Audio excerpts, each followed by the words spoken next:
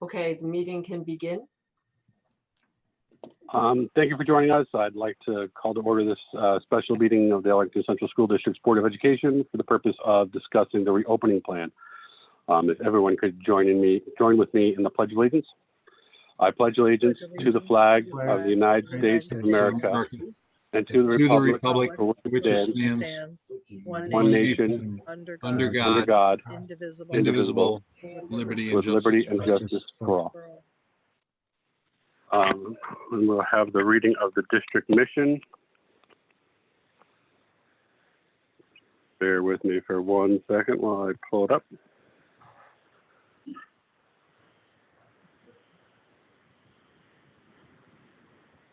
The Arlington Central School District mission is to empower all students to be self-directed, lifelong learners who willingly contribute to their community and lead passionate, purposeful lives. Dr. LaCopley, I'll pass it on to you.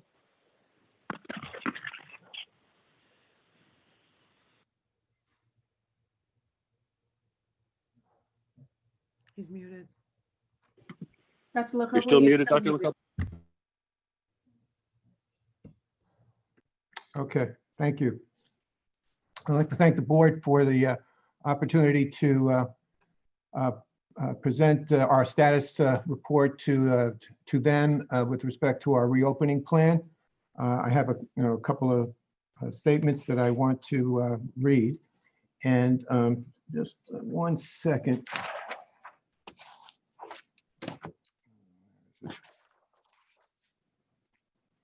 Okay, so just give me 1 second. I lost a piece of paper here, and I just want to find it. All right.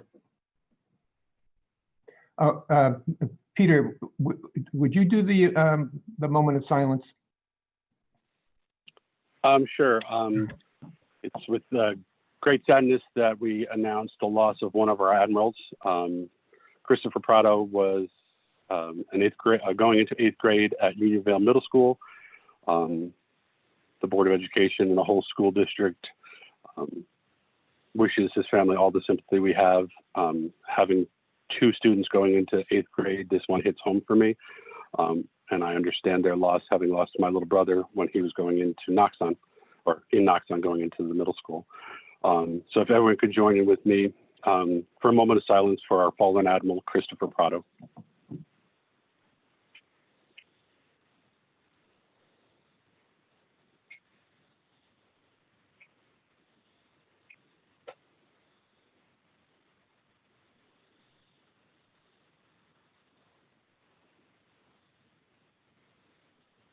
Thank you. Thank you, Mr. Bodner.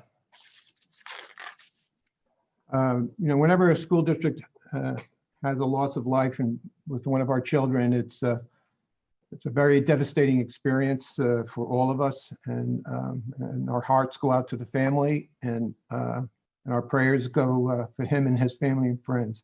The district will be providing some grief counseling that's being organized by Mr. Wood, building principal, and they will be communicating those measures with the community shortly.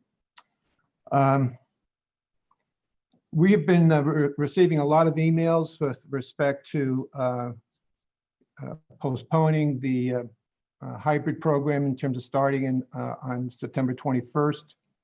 We made a decision with respect to moving it back to October 5th would be our date that we would start with a hybrid model. We've been into many discussions about the delivery of that, and I think over the next 2 days, we should have a pretty decent description regarding both the hybrid and remote programs at the elementary, middle, and high school levels that will give a strong sense of what we're proposing. And again, we've been working very diligently, with our staffs to get some closure to this and move forward. Like many communities, the emails that we've been receiving are covering the full spectrum of people's perspectives and concerns about about how school districts are responding in terms of their delivery of instructional programming in response to the COVID-19, and whether to start with classes earlier rather than later. So we're not really any different. And so we've got that whole perspective, we got the full range. And I thought it would be helpful if I kind of address that head on. And I have a chart that I wanted to display to the board that kind of gives you a sense of why I think we're in the place that we're in from the information that I've gathered over the last couple of days. So I actually, wrote it down because I wanted to make sure that I covered the points that I think are necessary for the board and the community. The decision to start fully remote and transition to an in-person hybrid learning by early October was not taken lightly. Without question, we want all of our children in school for all of the reasons that many families have expressed to me, along with our Board of Education, members of our staff, to have our kids in school. Conversely, we have also learned to date that 30% of our families want a remote-only experience for their children. They have many informed opinions on their perspective, as have the families who want their children to be in school come September. While these varying perspectives all have merit, they're all genuine and they're all sincere, we still, as a school district, must still comply to the mandated executive orders and regulations and guidance established by the New York State Education Department and the New York State Department of Health. The physical distancing requirements in our schools and our buses, along with the many other health and safety issues which we need to have in place prior to the start of school, is a daunting task for small school systems, and it is no less for school districts as large as ours. The task of mobilizing all of the organizational adjustments from maintenance and operations to curriculum instruction requires the participation of key stakeholder groups within the district to ensure the quality of work, in addition to the quality of work that was delivered by our district reentry team. This critical gathering of information to assess our state of readiness in terms of our infrastructure and the start of our in-person hybrid program is truly critical and important. So over the past couple of weeks or so, I had meetings with our labor associations representing the many voices of our staff and key department leaders and district administrators regarding the degree to which we are ready to bring forward all of the components embedded in our plan. In addition, we needed to also focus on our ability to inform and educate our staff and community on what to expect and what they can do to be prepared for an opening of schools that is unprecedented and which we along with other school districts have never done before. It is clear from the conversations that were gathered from moving the in-person hybrid model start date from September 21st to 10 days later on October 5th would provide us the additional time that is needed to fully ensure that all the components for health, safety, transportation, and the hybrid scheduling model are met. Our central office team, comprised of our administrators, teachers, nurses, support staff, and our unions and staff, are working diligently to finalize our schedules for each school, at each school level, excuse me. Tonight and tomorrow night, you will see the progress we are making at the elementary and secondary levels. And I also want to announce that during next week, I'm not quite sure of the date yet, but we will hold an additional town hall meeting that will focus on special education and special services. So that kind of captures where we are at in terms of the operational aspects of this program and our reentry plan. It's less about the concerns about the COVID virus itself. It's more about making sure that we have in place thoroughly the issues and operational needs and infrastructure needs to bring forward all the factors and components that are attached to mitigating the spread of the disease or the transmission of the disease within our schools. And that's a very heavy lift for a school district our size. To get all these parts together. And that's what generated this recommendation in terms of our state of readiness and being prepared. If Joanne, if you could put that chart up, I just wanted to display this. Thank you. This chart, it's going to the second slide, please. All right, I think everyone can see that. This chart looks at the schools in Dutchess County, as well as schools in our region, which would comprise of Westchester, Putnam, and Rockland counties, as well as Dutchess counties. The status of schools starting with full remote and hybrid.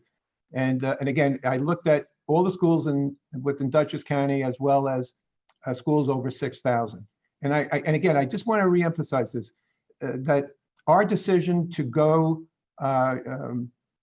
using September as a transition month was not a function because other schools were doing it. It was a function of our own assessment based on that. This data, particularly when you look at the schools that are over 6,000 kids, you will see that among the, I believe there's 10 or 11 schools that are over 6,000 students, only 2 schools will be starting with a hybrid experience, generally by mid-September. The remaining schools, that includes Monroe, Woodbury, Kingston, White Plains, Middletown, Arlington, Wappingers, New Rochelle, East Ramapo, and Newburgh, will be starting with their hybrid program sometime in the month of October. Our intention is to be fully prepared on October 5th.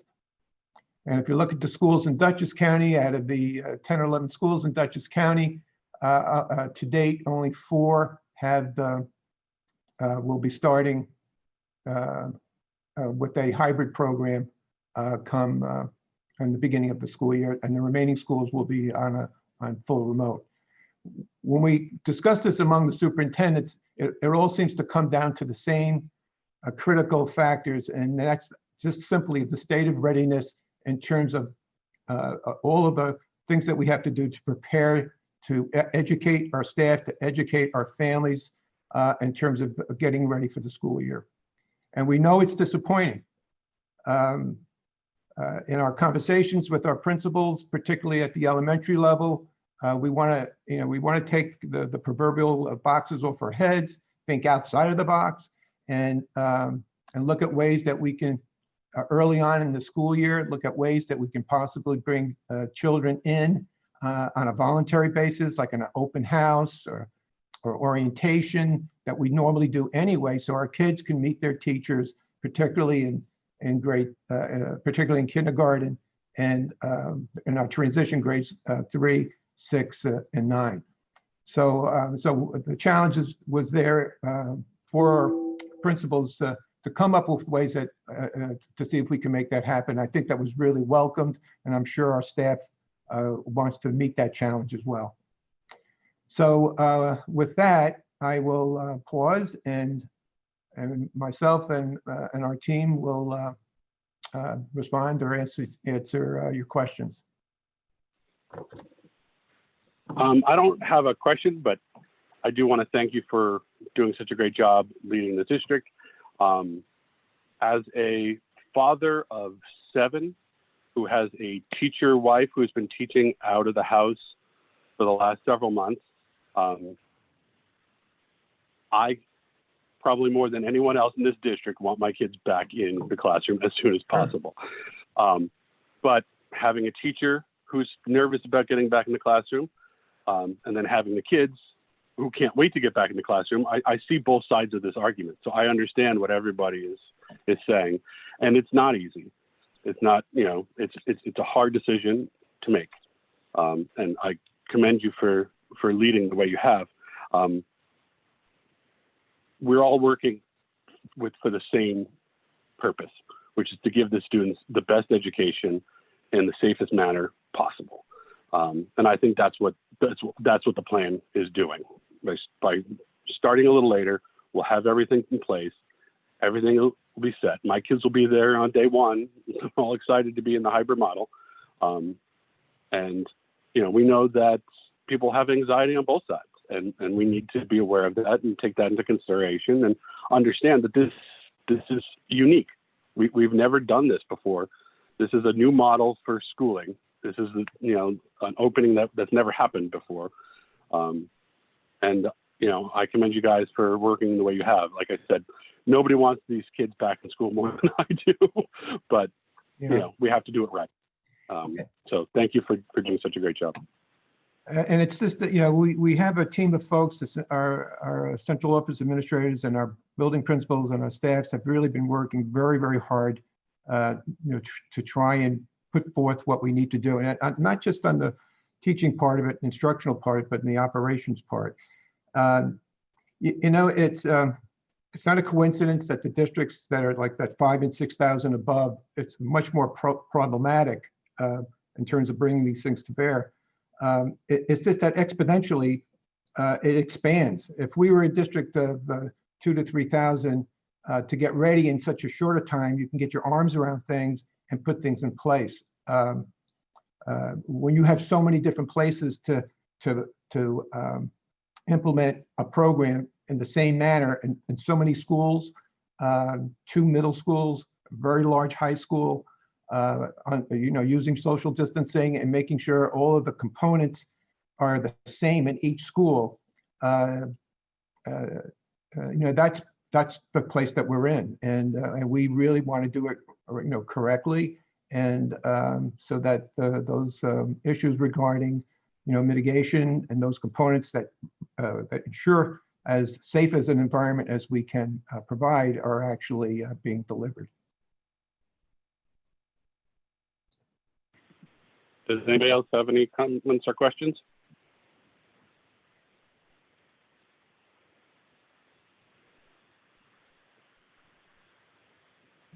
Mark raised his hand. again. Yes,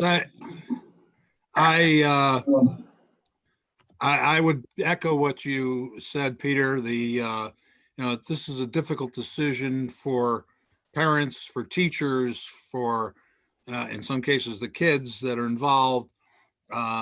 We want to do the right thing. We're going to do everything we can to make sure that everybody's safe, and that means everyone.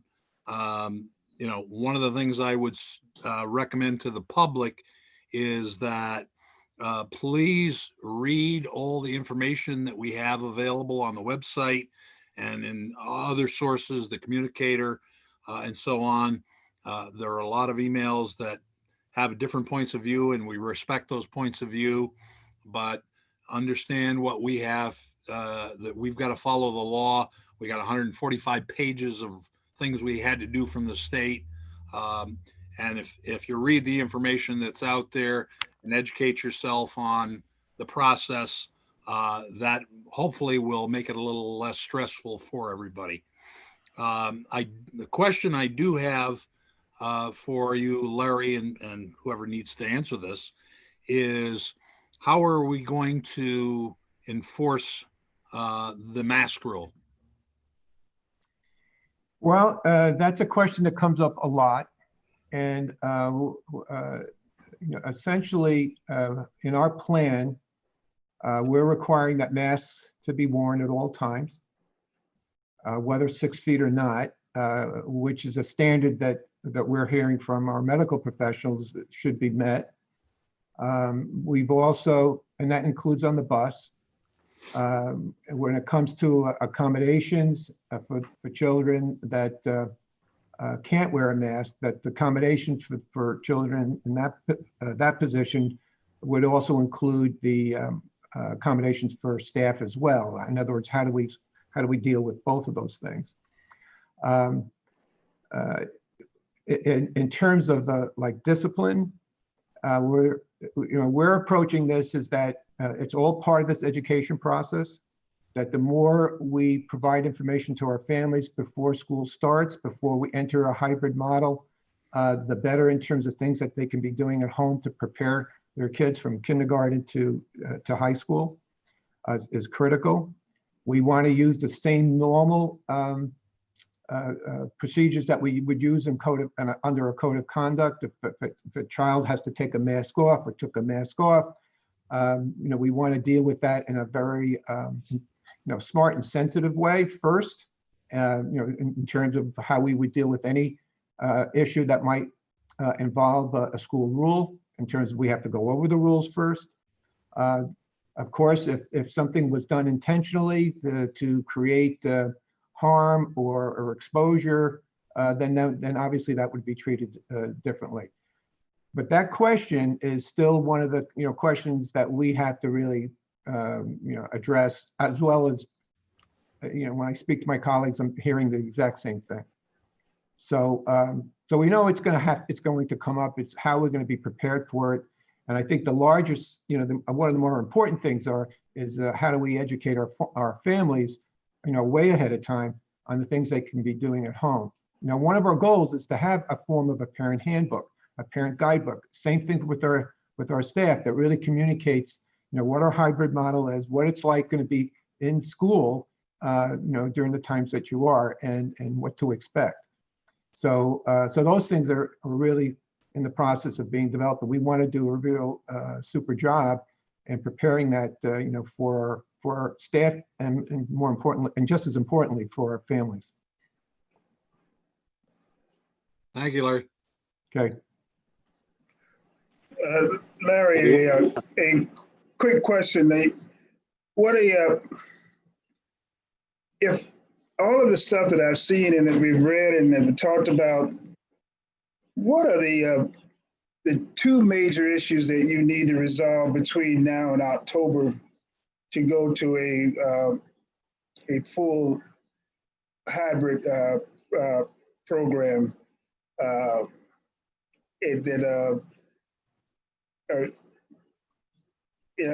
to make October the 5th a reasonable date in terms of moving to the next step?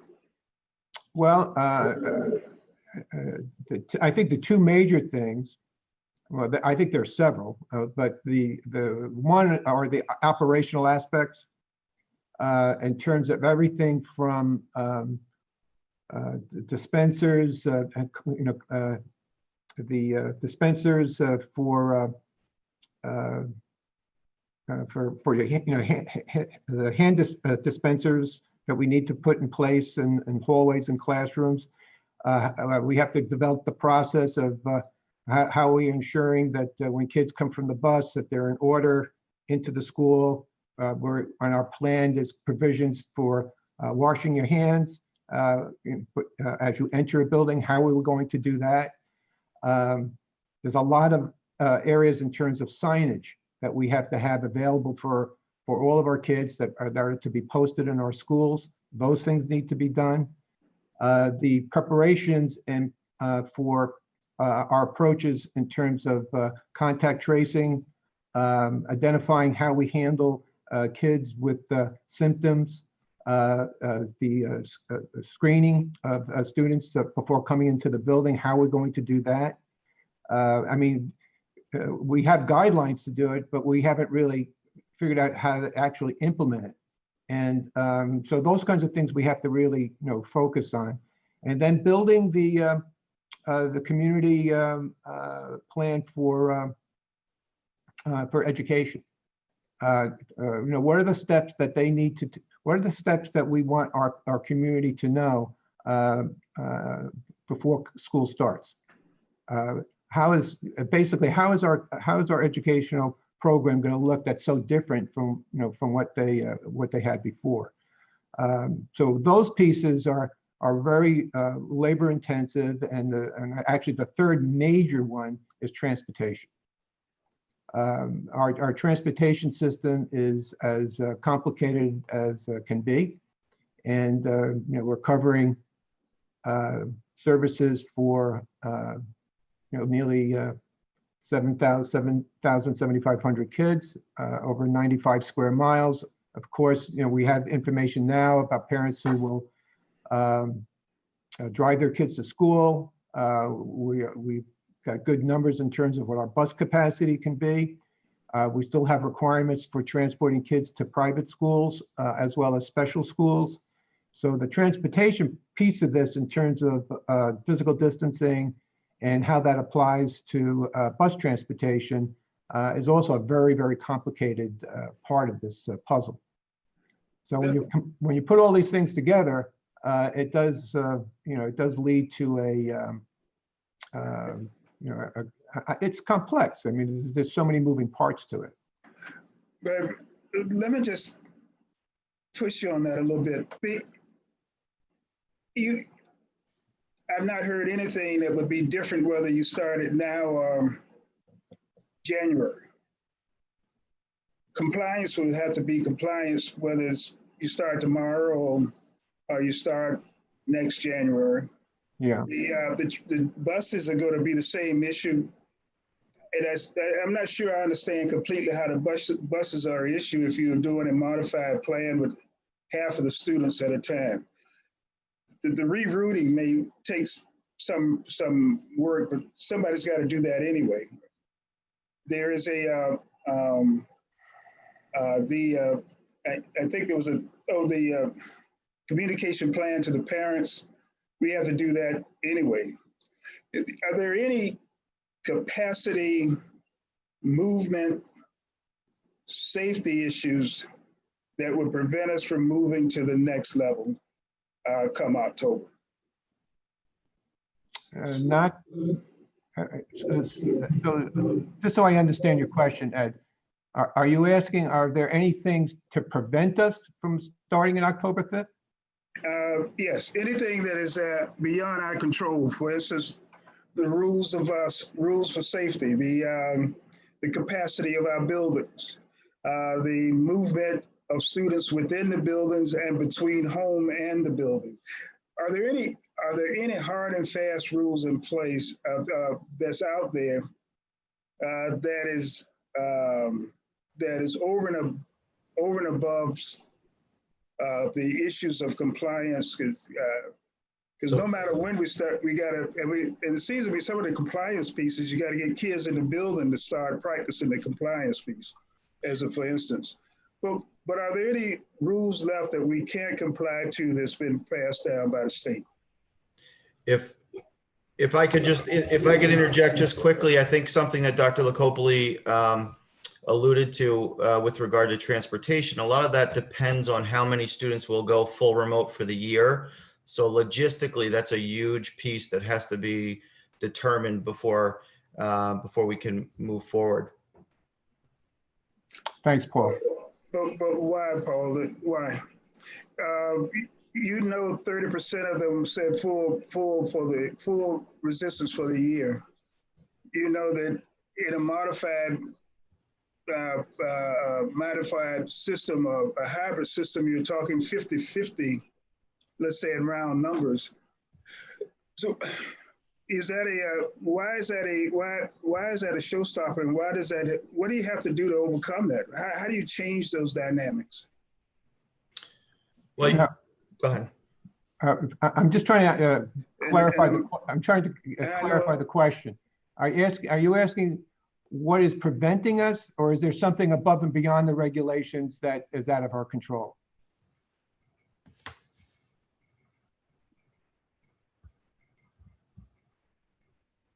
I think Ed just froze. Yeah, I think we lost Ed. Yeah.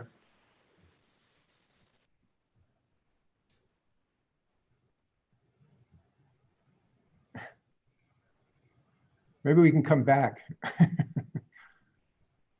Question. Hi, Marianne. Hi, I have a Yeah, go ahead, question, Marianne. if you don't mind, Peter. Actually, to something that was just mentioned by Larry and Paul, I have a question. But when you talk about the families who selected to be fully remote, that's not actually, we haven't actually sent out a survey that said, have we distinguished between people who have selected fully remote for the first 10 weeks and fully remote for the year for our planning purposes? But my question, and I'm not sure that we have, is my recollection of the survey. I guess I would ask you, if parents were on the fence, right? Or there's probably people who do know they're going to have their kids home all year. They're not messing with this. They have a new plan in place. They're all set to go. But then there's parents who are waiting to see what we can produce. And they might actually be waiting to see what the first 10 weeks look like and how comfortable people are, Right, and how right. we are, right? And then they're going to make the decision. So I guess I have a two-part question. One part is, what can you say to parents who are on the fence, and what can you talk to them about what their choices are going to be in 10 weeks? And are we going to hit any kind of blocks with our capacity if we plan for 70% of the kids being in the school for the whole year, to find out that we're doing such an outstanding job that another 10% would like to join us? Yeah, yeah. Like, is that going to be kind of the wall we're going to hit? And if we're going to, and so if you say to parents, I heard something at the staff meeting about the, forgive me, I don't remember the exact phrase, Arlington school, whatever the name. Online school, yeah. The Arlington online school. If there's anything about that might inform a parent's decision as they have a few days to update their choice. I guess those are my All right. questions. One So is that- the remote, two is that. All right. I'll mute. Okay, so I'm going to ask Jonathan to speak to the Arlington Online, which is essentially our full virtual program. In other words, that's what happens that's essentially what will happen when we start on September 10th, at least at certain levels. When we're asking, in our survey, we're asking parents to make a decision about remote only. And remote only, and sometimes it gets confused, and we're going to be discussing about this a little bit later. But remote only implies, well, it doesn't imply it, it indicates that you're choosing that you don't want your child to be in a hybrid or being in school. And that will lead to a different form of instruction, which will be online. And we're going to talk about that a little bit later. At certain points at the secondary level, the online remote only will be a little bit different. Insofar as that the way we're proposing it now, some of our teachers will be able, in a hybrid model, also to provide some remote only instruction. And at the elementary level, again, we're still working on this in terms of how that would be delivered in terms of students who are in a specific class list.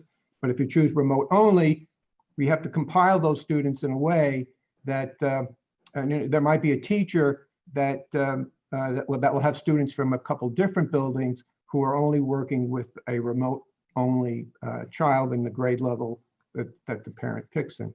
I think to answer your question specifically is, and I'll ask Jonathan to fill in because on the full virtual or the full remote approach that we would, which we're proposing to take, is that the question for the parents is that if you want remote only, is that a decision based on your concerns about having your children in an environment that's inside, in which exposure to this COVID-19 thing, while being very, very, very small and minute, is a risk they want? Because in the protocols that we're following, it's all premised on mitigation, not eradication. So there are parents, and rightfully so, who feel that that's not a kind of a risk they want to take, even though it is extremely small. So I think that's the major question. And some parents, we're saying that if you select remote only, that it needs to be for at least 10 weeks. And at some point in time, we would reassess your ability to, if you make a request to come back into the hybrid model, we would have to approach those things case by case, simply because once and you hit it right on the head, once we organize our class list based on the number of students who might be on remote only, those spots can fill up. So that's something that, that we have to make sure that parents are aware of when that happens. And again, we won't really know that probably by the end of this week and early next week. We'll have all of our responses back from the surveys. I mean, I sent a note out today, and our principals did a call out today, asking parents who haven't completed the survey to complete it. But in that other part of the question regarding full remote, Jonathan, would you be kind enough to give Marianne a kind of a description of what that kind of entails? Sure. So the Arlington Online School, this is a terminology that we've used to describe the remote-only experience for our students in grades K through 5. The idea behind the Arlington Online School was that we want to ensure that we maximize the amount of time that students are with teachers. Because we don't have the ability to predict how many students in each class would choose remote only or choose to participate in a hybrid program, what we've chosen to do to make sure that we're using our resources appropriately is pull those students from their home school and assign them to the Arlington Online School to ensure that we're maximizing the face time between teachers and students. The details of the day are going to be shared in tomorrow's town hall meeting, tomorrow evening for the elementary school, and you can hear more about that at that time. And in today's meeting, you'll also hear us define some of the important terms that are relative to the online school. So you'll hear us talk about things like live instruction. You'll hear us talk about things like independent work. And in any school setting, there is live instruction and there's time for students' independent work as well. And we'll share more of those details at tomorrow's town hall at the elementary level. Yeah. And Marianne, it feels like your question was a long time ago. So if I missed part of it, please let me know. No, thank you. Thank you both. So I'm just going to confirm that right now the election, even though people may know in their heart they're selecting for the full year, the selection is a 10-week selection, but that we want them to hear that it may not be, that it may be I don't want to put words out there, but there will be a process to reentry, not just a saying yes on another form. Right, right. Is that fair? Because I think I guess my point is, you want to be fair to people so that they have some idea if their expectation is, I'm going to just do the first segment at home, make sure everything's okay. But my intention is if it's okay, my kid will go. If that's really not going to be, but they'll have to switch teachers to do that. Right. And then there'll be, I think they just need to recognize that it might be more complex than just flipping a switch, if that's true. And that's really what the question, I'm not trying to answer the question, but I'm trying to just clarify what I want parents to understand. Yeah. Does that am I right? Yeah, you're spot on correct. And then for the high school, I'm going to hear something else. Is that what I'm implying? I'm going to hear that I'm going to hear something else for the high school. Well, what we're proposing is a little bit different. And again, we're going to address that at the town hall meeting. Okay, thank you.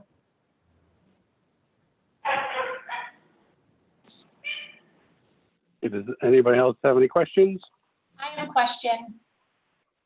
Please. Thanks. So along the lines of providing an educational experience, which is more robust in the fall and a higher level than it was in the spring, my question is, what training has Arlington been making available to the teachers so they're better able to teach in this new online setting? I'm specifically interested in names of programs. I understand that Arlington has reimbursed teachers who have proactively sought out training, but since we have so many teachers who are going to have to learn how to teach in this new model, what is the plan to teach our teachers? Okay, that's a very fair question. I'm going to ask Jonathan to touch upon that. But before we do, I just wanted to indicate that we informed the community that our first 4 days, session days of school, will be designated for professional development days. Those days will be targeted for an intensive planning for our teachers in terms of preparing, for the 2020-2021 school year. We've also, made many of our teachers have already been participating in professional development at each level, middle, elementary, middle, and high school. And in anticipation of starting the school year, right now, we do have teams of people working on what further district-wide plans that we need to put in place, quickly. So I'm going to ask Jonathan to touch upon the things that we have already done and what's in development, come in preparation for the 4 conference days in the beginning of the school year. Thank you, Dr. Lacopoli. So over this summer, and we're currently still in summer, though it feels like we're getting ready for the school year, we've approved over 1,000 requests for professional development for teachers in a number of different areas. So for example, Google Meet will be the platform that is used by the wide majority of our teachers to deliver instruction. And there are different levels of abilities of teachers at this stage. And so we've approved professional development for beginner, intermediate, and advanced level for Google Meet. The Google Suite, which includes all the tools such as things like Jamboard, which is an interactive whiteboard, and Google Forms, which is used for assessment, are also some areas in which training has been provided. Throughout the summer, our district coordinators, our teacher leaders at the elementary level, and our building administrators have reached out and expressed needs for professional development in different areas. And we've partnered with the Mid-Hudson Teacher Center and DC BOCES to provide some of that training this past summer, and it will continue into the school year. We're currently in conversation with DC BOCES about providing on-demand professional development for teachers each Wednesday for this school year. So that'd be more than 40 opportunities for teachers to participate in professional development related to different components of teaching online. At the beginning of August, we also shared a document called the Hybrid Teacher Survival Guide with the school leaders with the intention of sharing that at the building level for each of the teachers to peruse at their leisure to figure out what they are and are not comfortable with. Currently, the directors and I are working along with other departments in the district to arrange the professional development across those 4 days that are going to start our school year as superintendent's conference days. And so the very specific things that all teachers will be required to do will be provided at that time as well. So for example, at the elementary level, everyone knows that we're working with Teachers College in the Units of Study program to deliver literacy learning. We have a team of teachers that were trained in the Teachers College program, the online component of it this summer, and they will turnkey that training for their colleagues at the beginning of September. There are social emotional trainings that teachers have participated in as well this summer. So we sent an additional 33 teachers to the restorative practices training that occurred, responsive classroom. Dr. Desai is going to kill me, responsive classroom. So we sent 33 teachers to responsive classroom this summer who were able to be trained in that as well. And that was an expansion of a program that was at the elementary level that helps meet some of the social and emotional needs. I also want to, even though you asked about like, what are we providing versus what are people getting, I want to give a really big kudos to those teachers who are both willing and able to go out and get training on their own. And so there are a number of folks who use Twitter as a place to engage in professional development. And there are some folks who have taken advantage of the offerings in the My Learning Plan catalog. So those are some of the areas in which we provided professional development and plan to for the fall. But the offerings that we've given have been pretty robust. Can I also add that there's a host of professional learning needs around health and safety and reentry. So we'll be sure to incorporate those in the 4 days that we have as well. And just to add to Jonathan and Tina, one of the things I will be doing is polling our faculty and staff about things that they think they would want to see in those 4 days, so that will help us build as appropriate as much as we can what the PD, what if we need to designate a day of the PD for things that they have identified as well.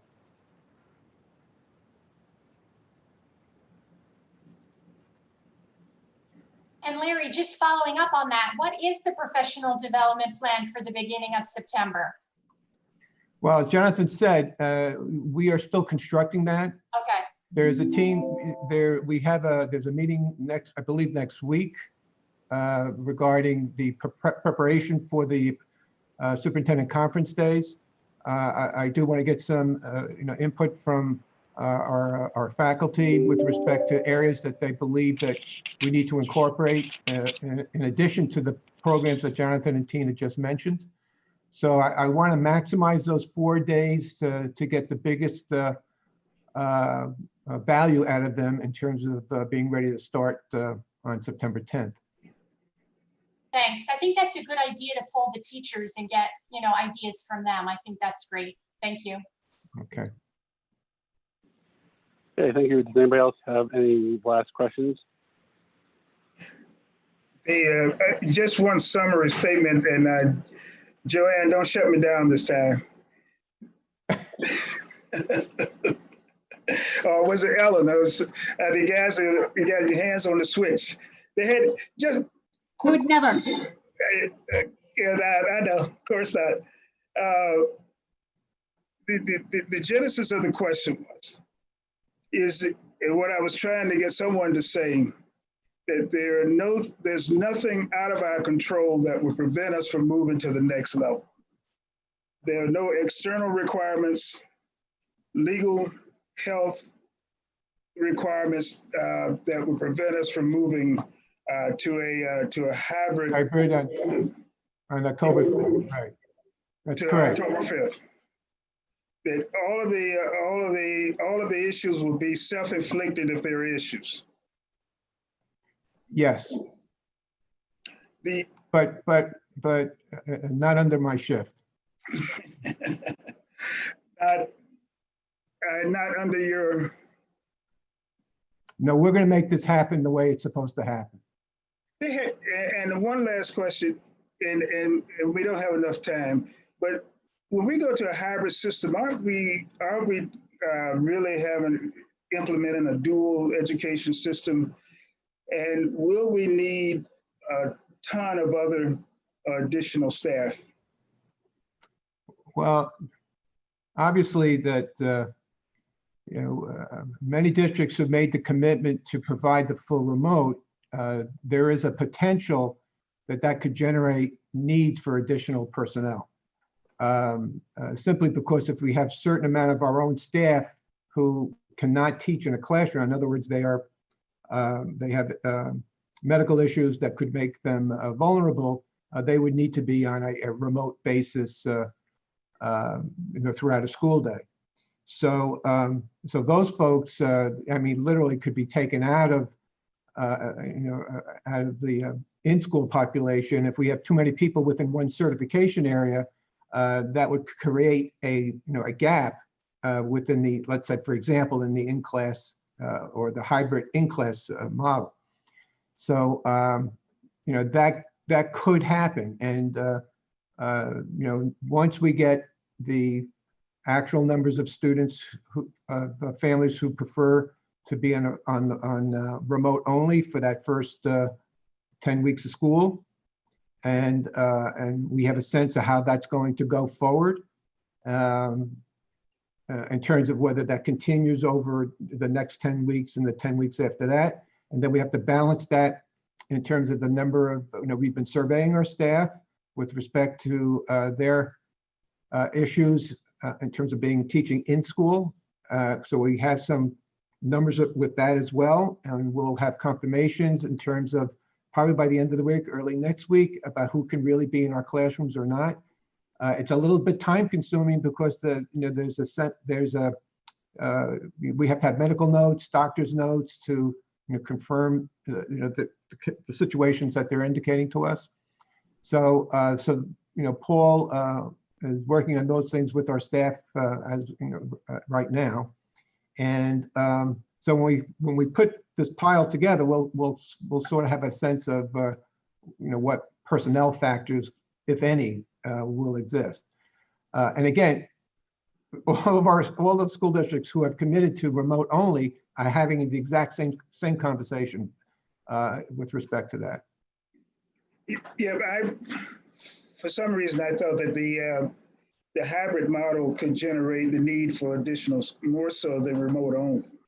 But well, it would depend on what your class sizes were. If we were a district that had class sizes of 25 to 30 from K to 12, and we have to do, and doing social distancing, and our classrooms can only fit 10, then that's going to take 3 teachers to do, 1.5 teachers to do 30 kids.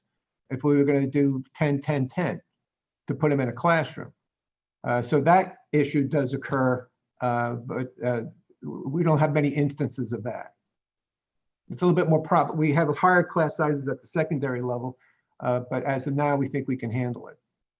So dollars do matter. So I would assume that there is some financial analysis going along with these options as we move through this continuum from total remote to all in-person models, that we have some sense of what that cost would be, and and how we will finance that cost as we're moving forward. If we get there, yeah, that's going to be a bridge we're going to have to cross. Yep. What do you mean if we get there? Well, once we know if we are short of personnel in terms of balancing the remote only with the hybrid, then we'll know what our personnel needs are, again, if any. So it's when you get there, right? Say again? It's when you get there. Because that's Yes, yeah. Well, we'll be there fairly soon. But I think, my hunch is that I think we should be okay. because the thing that's looming is the potential cuts to the budget. For state aid, yeah. And some people could think that we are hoarding a bunch of money and taking advantage of this to increase our reserves or something. So I would expect that we would, at some point in time, have to do some clear reporting to the public about the financial costs of supporting the various models that they're asking for. Well, I've had conversations of that with Kevin, and in terms of some of the state aid numbers that we already received that I shared with the board. So we're trying to be ahead of that. Thank you. Okay. So could I just follow up, if you don't mind, with that train of thought about Paul's work right now to figure out the staffing and who needs a different model based on their own personal health reasons.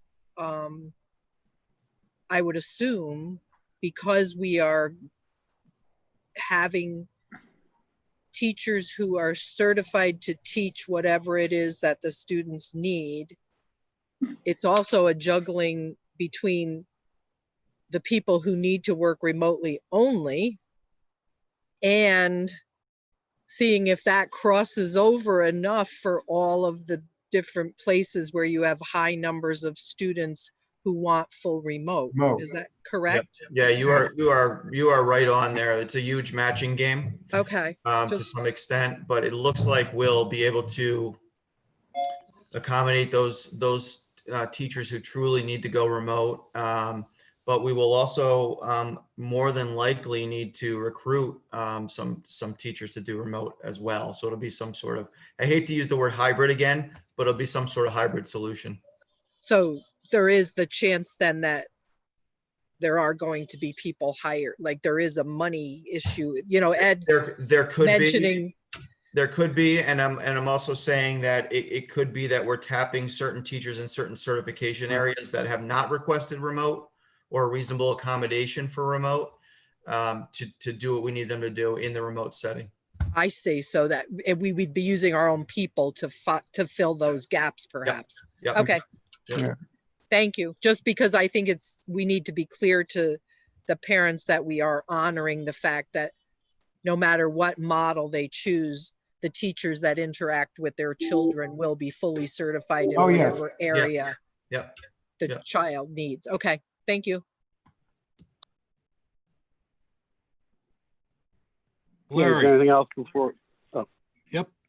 Larry, looking forward optimistically, and this is a tough question for you perhaps, at what point do you see where we are split between online kids and kids that are live, to use the more familiar vernacular? Do you see us bringing more students live to the building? At what's the point, what's the tipping point that, short of a vaccine, that we can start to bring more students into the school? That's an interesting question. I like interesting questions. Well, it's a challenging question because, if some of the, let's just say that the practices that have been put in place in our region, there's no spikes. Everything remains the same. The infection rates are decreasing. Even though they are one of the lowest in the nation, they continue to drop. If the guidelines enable us to become a little bit more flexible, then that will give us opportunity to, to put more kids in the building. I mean, probably the most difficult thing for us, for all the school districts to meet, is the physical distancing rule of one child, at that 6 feet of separation. And even though there's some variance with respect, if you have a mask, you could be within 3 feet. And again, we keep on going back and forth in that. And our medical, advice is really to keep your mask on at all time, and if you can, and to stay 6 feet apart to maximize the mitigation component of that. And the three key things are the mask, the distance, keeping your hands clean, and keeping your hands away from your face. So those are the 4 pieces that we have to really manage. And I think if all those things happen really well, and some of the guidance issues are relaxed, at that point we could be able to bring more kids into the buildings. I mean, right now it's a matter of capacity, number of staff, classrooms, and the size of the classrooms, in terms of the degree to which we can do the remote, the hybrid, excuse me. So those are the factors. Obviously, when there's hopefully, if there is a vaccine that kind of changes the whole landscape, then I think that'll be the day that will clearly be we're back to normal, and we'll return to school being what we normally think it is, and we will have learned from this new normal period of how technology can be a resource for us in that environment. So there is a lot of things to be learned in this situation, even though there's a certain degree of discomfort with it. But in terms of how children learn and how we use this technology as a learning, tool, we're going to be kind of like experimenting with it to a certain extent. So that's a real positive, part of this thing to be applied later. And again, if we see and again, when I say if, it's not our decision. It's like how the health department advises us. If it reaches a certain point where these regulations or guidelines or the guidance is relaxed or we're good, then we will go quickly back into full in school, which is really where we want our kids. Teaching and education is it's really a social, emotional, and developmental experience. And children need to be with children. Adolescents need to be with adolescents. There's no two ways about that. And that social, emotional experience happens with kids. It's difficult for that to happen in this mode that we're talking to each other right now. So I think we just can't forget that. And yet at the same time, when we get back to a more normal setting in which our kids are in school, we have learned that there's some aspects of this technology, more than I probably can think of, that have application in terms of the future. So I don't know if that helps with your question. Yeah, thank you.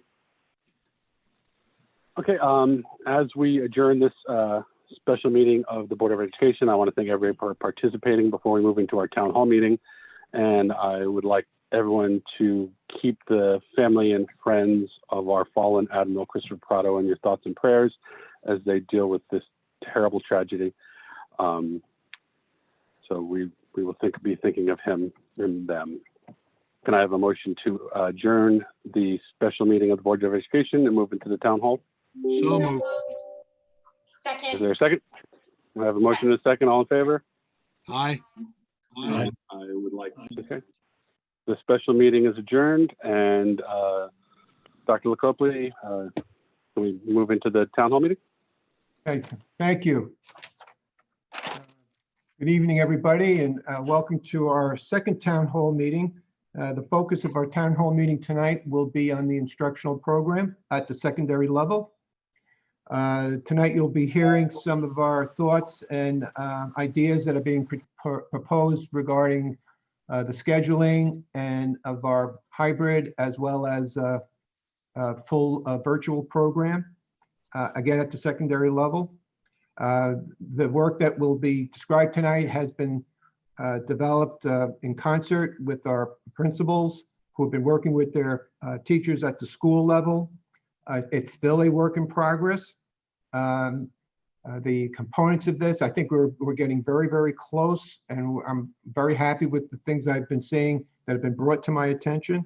So we have a panel tonight that is prepared to answer. We're going to be addressing many of the questions that we have received. We'll follow the same format because we're kind of grouping the questions as they come in.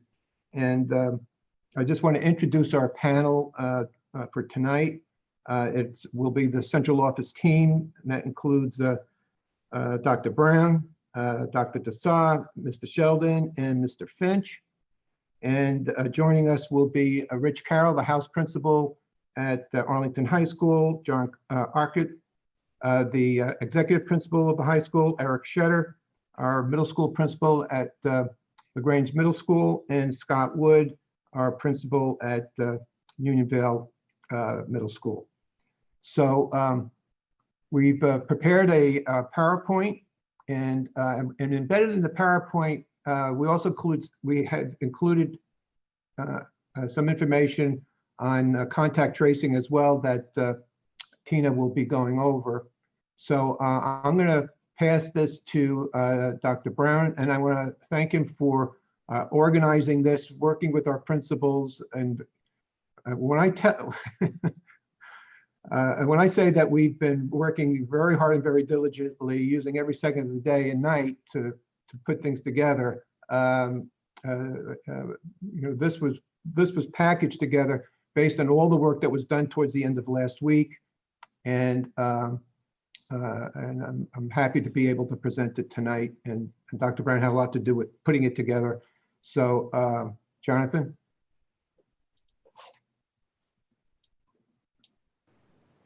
So good evening once again. And Ms. Krause, can you change slides, please?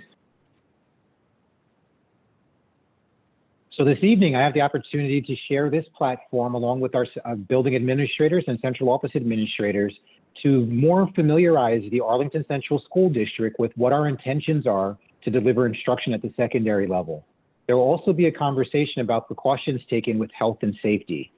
To ensure that we're on the same page, I would like to go over key vocabulary before going over the structure of the students' learning experiences, what our schedules look like for both independent and in-person learning, and then there will be a Q&A session. Next slide, please. In discussing what we're aiming to do for this upcoming school year, it's important that we be consistent with our use of language. So I'm just going to take a second and go over some of the key terms that you may have heard and update you as to some of the terms that we're going to use going forward to simplify our communication. Hybrid learning, which is a term that you heard during the first portion of the board meeting, is a combination of both live learning experiences and independent learning experiences for students. In other words, some occur in school, some occur outside of school. Some of the experiences that occur in school will be independent, and some of the experiences that occur at home will be live. You've heard these two terms, synchronous and asynchronous, and they're not words that we use in our common language when communicating with one another. So going forward, instead of using the word synchronous, we're going to use the word live online learning experience, or the term live online learning experience. For asynchronous learning, we're going to use the word independent, or the term independent learning time. You'll hear us use the words online and remote interchangeably, but at the end of the day, it ultimately means that we're talking about when students will not be at the school building. Next slide, please. So the way that school worked a year ago was that at the secondary level, most teachers on most days would provide a lesson that followed a similar structure to what you see on the screen. As students would come in the room, oftentimes teachers would have what's called a bell ringer or a do now. Students would submit any assignments that they had to turn in. They would catch up with one another, and the teacher would engage the students in beginning to think about what the learning would look like. That was called the warm-up, and it took about 7 to 10 minutes of a typical lesson. Direct instruction, which is also similar to when the teacher does something and then does it with the students in something what we call I do, we do, generally takes about 10 to 15 minutes. It's often known as goal setting, where the teacher might go over the learning target, objective, or the aim for the day to help the students understand what it is they're expected to master by the conclusion of the lesson.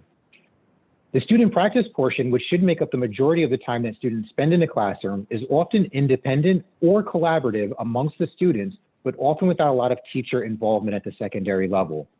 And then finally, all effective lessons would conclude with a summary, where students would be able to share what they've learned, how they intend on practicing that, and how they intend on applying it going forward. The reason why I'm sharing this slide with you is that what we're aiming to do with online and hybrid learning is not entirely dissimilar from what a traditional in-person secondary lesson might look like. Next slide, please.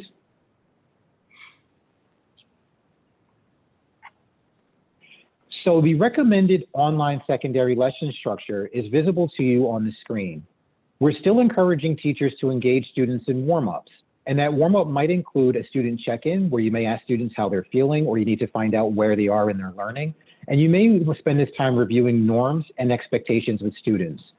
Part of what has to be done differently in this online period is we have to be explicit with students about when they turn their microphone on, when they turn their microphone off, when their screen should be visible to the teacher, when it shouldn't be, how to use breakout rooms, etc. So we're recommending that teachers spend part of every online lesson going through a warm-up procedure with students. The next part of the recommended online structure is direct instruction, and that's the term I mentioned before, I do, we do. And that can take anywhere between 10 and 20 minutes depending upon the subject and what the teacher's aiming to accomplish that day. Throughout the course of the lesson, the teachers are going to engage in assessment of students. The assessment can look several different ways, but oftentimes when we think about traditional in-person instruction, we think about things like worksheets or tests or quizzes or direct Q&A.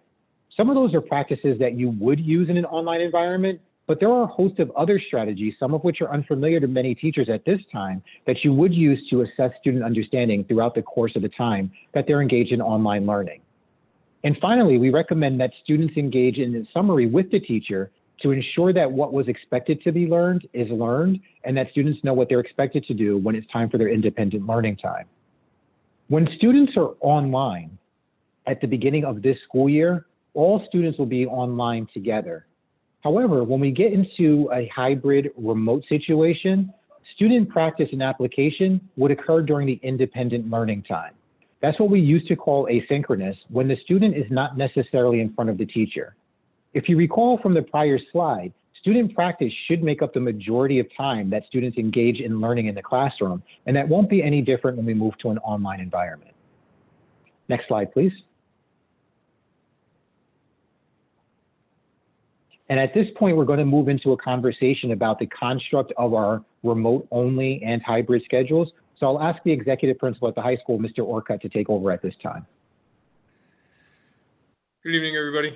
So what you're looking at now is technically the Bell schedule that students would follow in a fully remote online learning environment.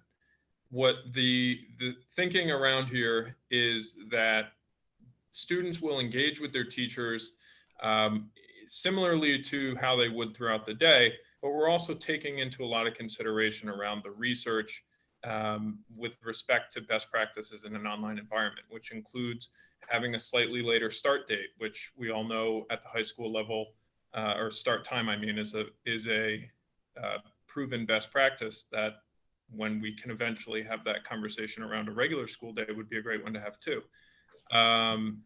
The thinking here is that we're giving students a little bit of a later start time so they're more awake and ready to engage in the lesson, while still finding a balance between not burning them out with respect to constant screen time. So there's built-in breaks throughout the day to help increase engagement. Students would still obviously have scheduled lunch periods as they would with their normal high school schedule, which gives them an opportunity to disconnect for even a little bit longer. The way we're going to apply this is that students will have several synchronous or direct learning, in-person learning with their teachers, live learning with their teachers throughout the course of the week. as well as days where there is independent learning happening, but they would still follow this period schedule. So the expectation is that your period 1 class, you are doing either direct learning with your teacher, live learning with your teacher, or your independent learning between 9 and 9:30. And then you would move, you have 5 minutes to move to your period 2 class, then everybody's going to get a break.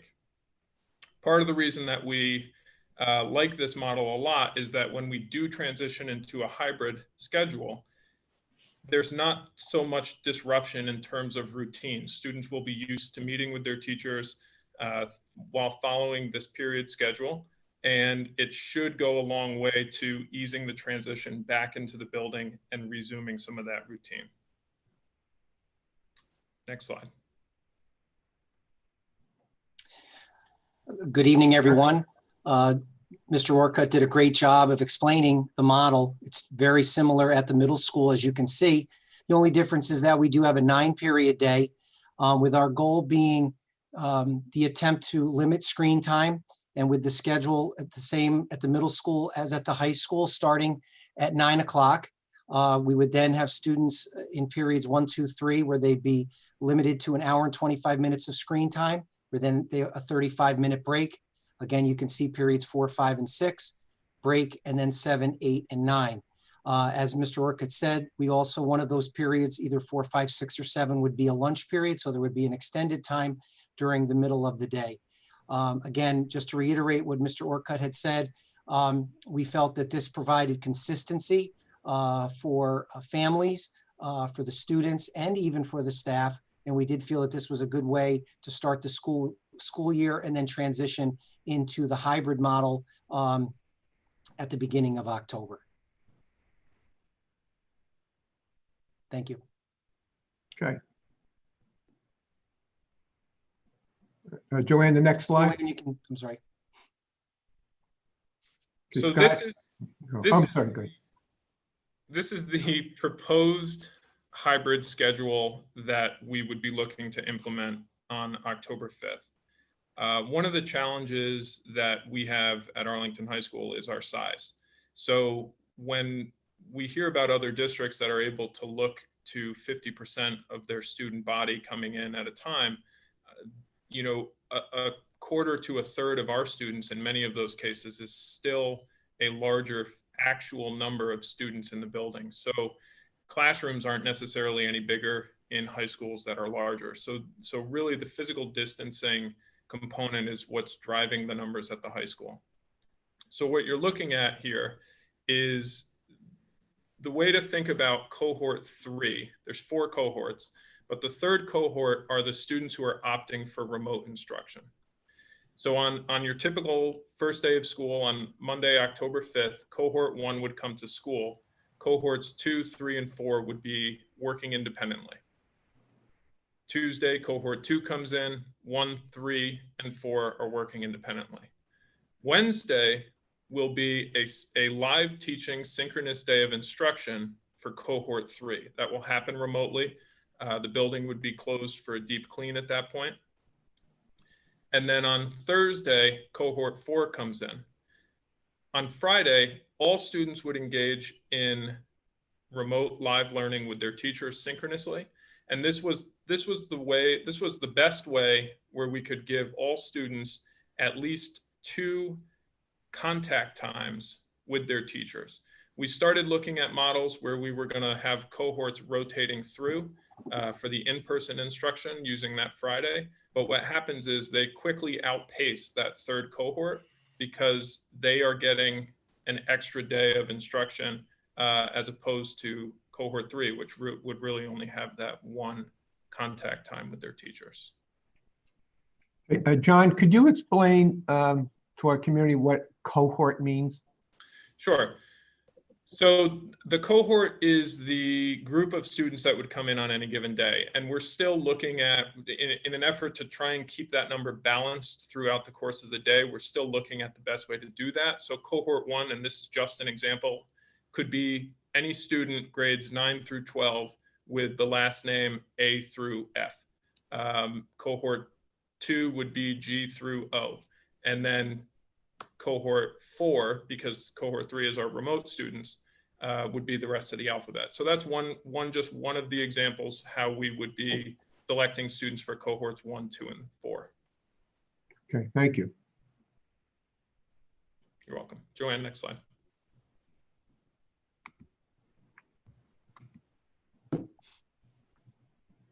Good evening, everyone. I'm Scott Wood from Unionville Middle School, and what you're looking at on the screen is a proposed hybrid schedule for both LaGrange Middle School and Unionville Middle School for October. In fact, that would be the schedule if this model was implemented for the month. And as you can see, the second Monday would be October 12th, which is a holiday. What this model does is it enables the cohorts to come in an equal number of times. And as you can see, the first Monday, which would be October 5th, would be cohort 1. The colored bars underneath the numbers would indicate a letter day. In other words, blue would be A day, orange B day, green would be C day, and yellow would be D day. One of the factors involved in this is we are not exactly sure how many parents are going to choose the remote option. So if we are able to go with 2 in-school cohorts, they would be cohorts 1 and 2. Cohort 3 would be remote. And as you can see, cohort 3 is getting the same number of opportunities to interact with teachers. On cohort 3 days, we would also have the opportunity to deep clean the buildings, both LMS and UVMS, because there would be no students in the building. One of the other elements that we have to consider, though, is if we are unable to do this model with 2 cohorts in the building, we would look very much like the high school. And again, that is something that's still to be determined. And I know Dr. Lacopoli has asked the principals to send out school messengers today asking parents to be sure to fill out the survey for both remote and transportation. Thank you. Next slide, Joanne, please. Okay, Jonathan? So one of the questions that has come up repeatedly from parents is about how attendance will work for students in the fall. I would ask everyone to please not compare the experience that we had this past spring to what it is we're aiming to do this fall. In the spring, that was emergency learning where we had to demonstrate maximum flexibility. But New York State has provided more guidance about what is required of us during this period. So New York State Education Department does require students' daily attendance be taken by teachers and that students attend school, whether that be at the school building or remotely. For students who are learning remotely, we're going to use Google Classroom and Google Forms as a way for students to report their attendance for that day. We understand that there may be things that prevent students from showing up to their classes when they're scheduled. And I just want to reiterate the point when they're scheduled. If a student has a class at 9 o'clock for their first period at the high school, they're expected to be there for the time that their class occurs. Students do not have the flexibility to go do the work when their schedule permits. Their schedule should be based around what the schedule is for the school day. And so there are 2 types of absences that will be reported if a student is unable to attend. If there are technical issues or supervision issues or anything that is outside of a parent's control or a child's control, the school should be alerted by the family as to what those circumstances were so that the student can be marked as an excused absence. Short of any communication from the family, students will be marked unexcused from school, and that can negatively impact their ability to acquire high school or middle school credit. So we are encouraging our families to actively communicate with schools in the event that there's something that comes up that stops the student from attending school at the day and time they're expected to be there. Next slide, please.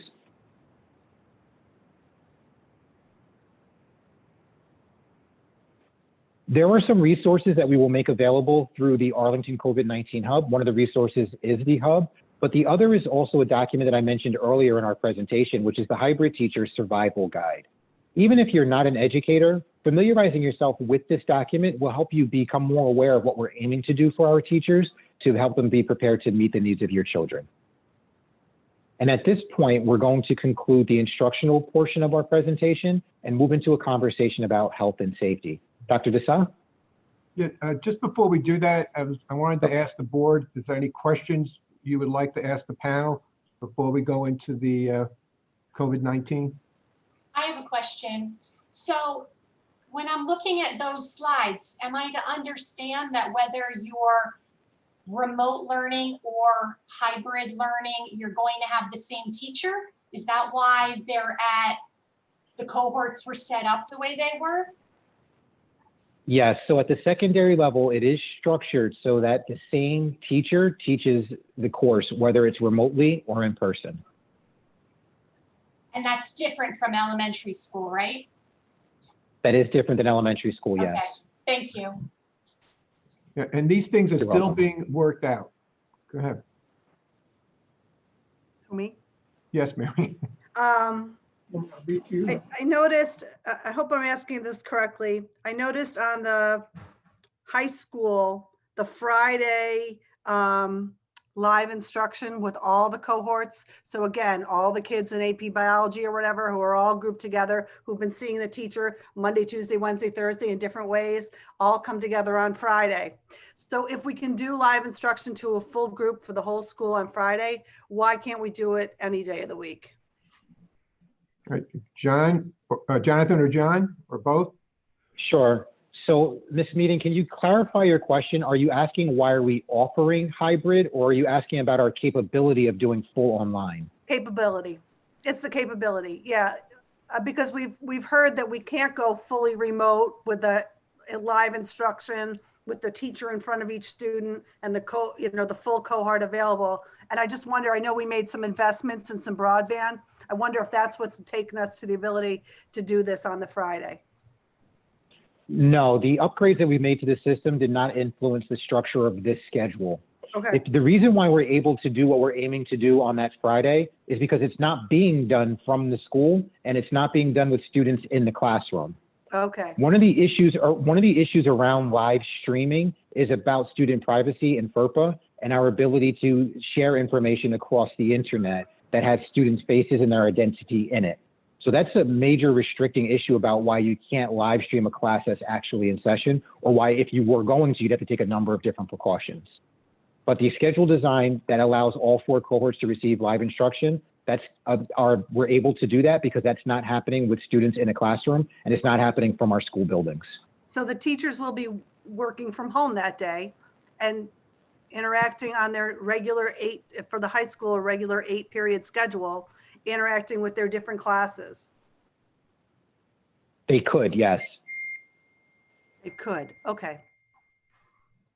Jonathan, did you also mention the deep clean impact on the schedule? I did not. I don't know if Tina wanted to, or Larry wanted to mention that. Well, we are providing, as with all of our buildings, we have to designate a date and a time for the deep cleaning, and that will take place as well. I think it would be on that Friday, or it will alternate. I forgot which day it is. John, which day would that be again? It would alternate on the. We were talking about it this afternoon. So for the high school, we would partly because we're bringing in so many students, even with the 3 cohort model, we would be able to do the Wednesday, and Friday would be also, depending on the number of staff that did need to come to the building to complete their synchronous learning versus working from home. Right. Give us another opportunity to do the building. With the middle school, it's a little bit of a different answer. Okay. Yeah, Dr. LaCopley, we were looking at doing the deep cleaning in the hybrid model when cohort 3 rotated through the schedule. Okay, thank you. Dr. LaCopley, just to confirm, so on Wednesdays and Fridays, the teachers will be teaching from home, so we can get that cleaning done, so they won't be in the building while we're trying to clean? Yes, depending on the schedule, and that's the way it was organized for. Yeah. So yeah, I just want to make sure that we won't have the teachers in the building while we're trying to get the cleaning done. That was all I just wanted to confirm. If I could just add a little caveat there, there may be some teachers who need to be in the building to deliver a specific lesson or to take advantage of some resources that are in the school. So there is a possibility that on one of those days, there could be a handful of teachers in the building. Yeah. Thank you. Thank you, Jonathan. Larry, question, as long as we're on the subject of cleaning, you're going to have different cohorts in period 1 and period 2. What kind of cleaning is going to be done between classes? John and Kevin, do you want to answer that?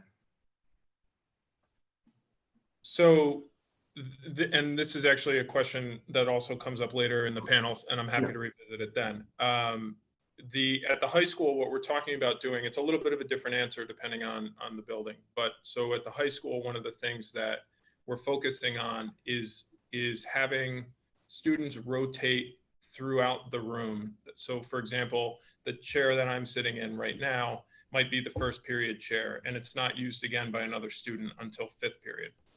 So that we're decreasing the amount of students sitting within the physical spaces.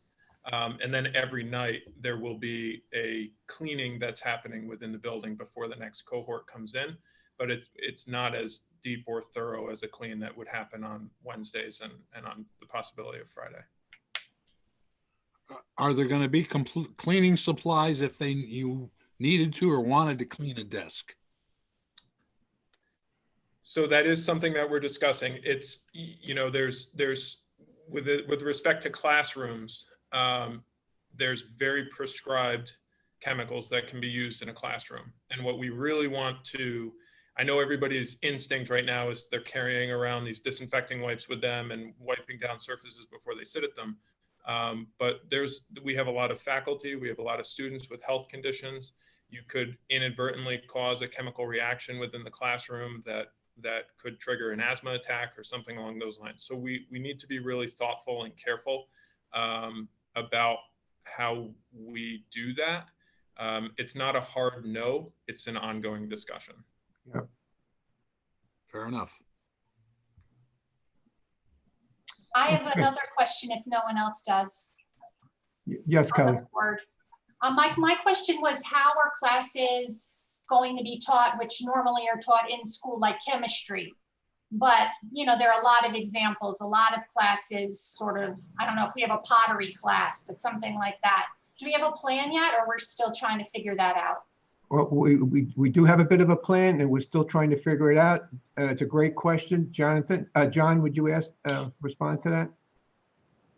Sure. So something that's important for everyone to remember, with the decreased ability of us having all students in school at a time, the amount of time that students are in school or in front of a teacher is lessened.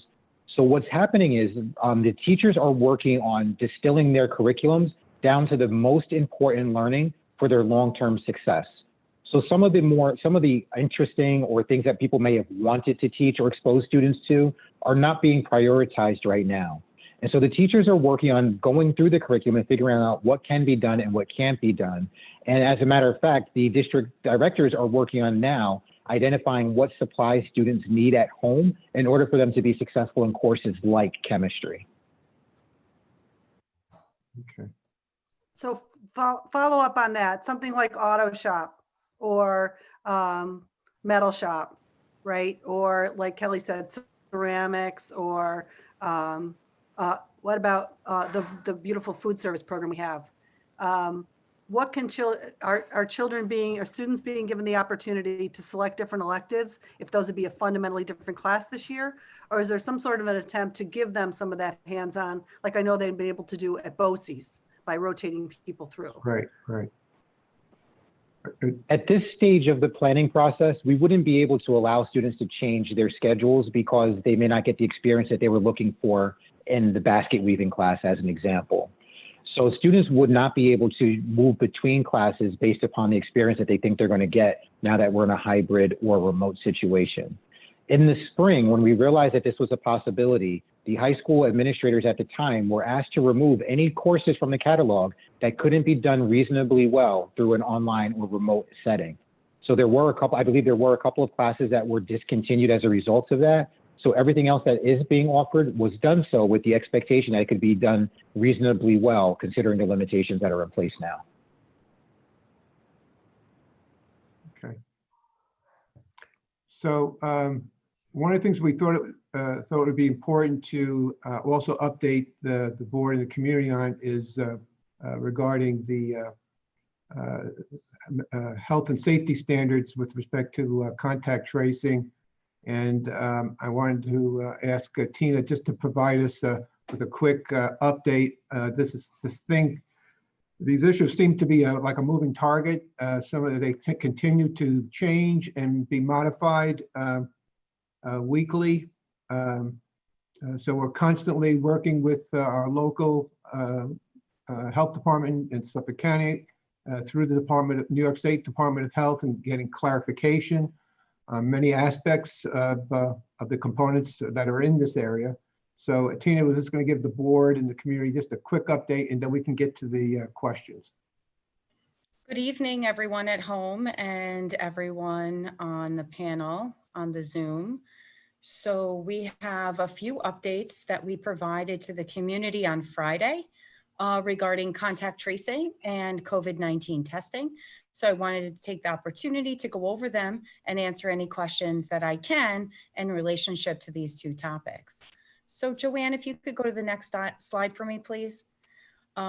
We were required by New York State to add information on our website about these two. And this is basically what's on our website as of now regarding COVID-19 testing. So we did work with the Dutchess County Department of Behavioral and Community Health around what they are providing for testing. It's important to note that symptoms of COVID-19 can appear anywhere between 2 to 14 days after the exposure. And there's a list of symptoms, which include fever or chills, cough, shortness of breath or difficulty breathing, fatigue, muscle or body aches, headache, new loss of taste or smell, sore throat, congestion or runny nose, nausea or vomiting, and diarrhea. I know, all fun stuff. Joanne, if you could go to the next slide. So basically, if you're exhibiting these symptoms, and you want to be tested for COVID-19, first and foremost, you can contact your primary care physician and get a prescription to visit a testing site, or you can contact a testing site directly to schedule an appointment. So there are several testing sites in Dutchess County that offer both the diagnostic and or the antibody testing. They include Caremount, Emergency One, Mid-Hudson Regional, New Vance, Pulse MD, and Rite Aid pharmacies. The Dutchess County Department of Health was insistent upon not necessarily publishing some of this information because they're able to keep their information more up to date in a live link, which is at the bottom, dutchessny.gov coronavirus testing. So if you go to that site, you'd be able to see all the most up-to-date testing sites in Dutchess County. So that is what we have provided on testing. The last piece that I wanted to touch base with and provide an update on was on the contact tracing and communication piece. So basically, these are the steps for contact tracing. The confirmed or suspected case of COVID is reported to the Dutchess County Department of Behavioral and Community Health. The index case or the proxy, which basically was the old term, the confirmed case, is interviewed by staff. And then the staff interviews contacts of the index case as needed. They issue quarantine orders, and then we communicate as a school district with parents and students. So a couple of important steps in between all of these is that in number one, we would be providing to the Dutchess County Department of Behavioral and Community Health the name, date of birth, excuse me, and address of the student, any caregiver information that we have, parent guardian information, if we know the date of symptoms onset, if we know where the positive test and the healthcare provider of the student or employee, the name and date of birth for each household member, travel history, the last day they were in school, and any potential contacts during the 48 hours prior to the symptom onset, as well as any transportation information we have. So basically everything that we know, we have to provide to the Department of Health. And then they follow all of these steps. They are going to try in step 2 to ascertain what the incubation period is for the individual and the time period that they had from incubation to exposure in terms of how many people they potentially exposed. And then again, 3 and 4 are pretty self-explanatory in terms of what happens. The steps in 5, or the bullets, I should say, in 5 were outlined in our plan that we released on August 7th. And this was basically what we kind of learned from our experience in March. So if there's a positive case in one of our buildings, we'll notify all of our employees that there was a confirmed case and the name of the building. If there's a positive case in one of our buildings, we will, pardon me, notify all families. So essentially our families would get a school messenger indicating that there was a positive case at such and such school. And really this was done in advance of really knowing what was happening with contact tracing and the school's responsibilities for contact tracing. And really now it's perfect heads up so that if you're contacted by the Department of Health or by a contact tracer, at least you'll know or have some sort of sense if it's from the school building that we have alerted you all with a heads up in terms of what happened.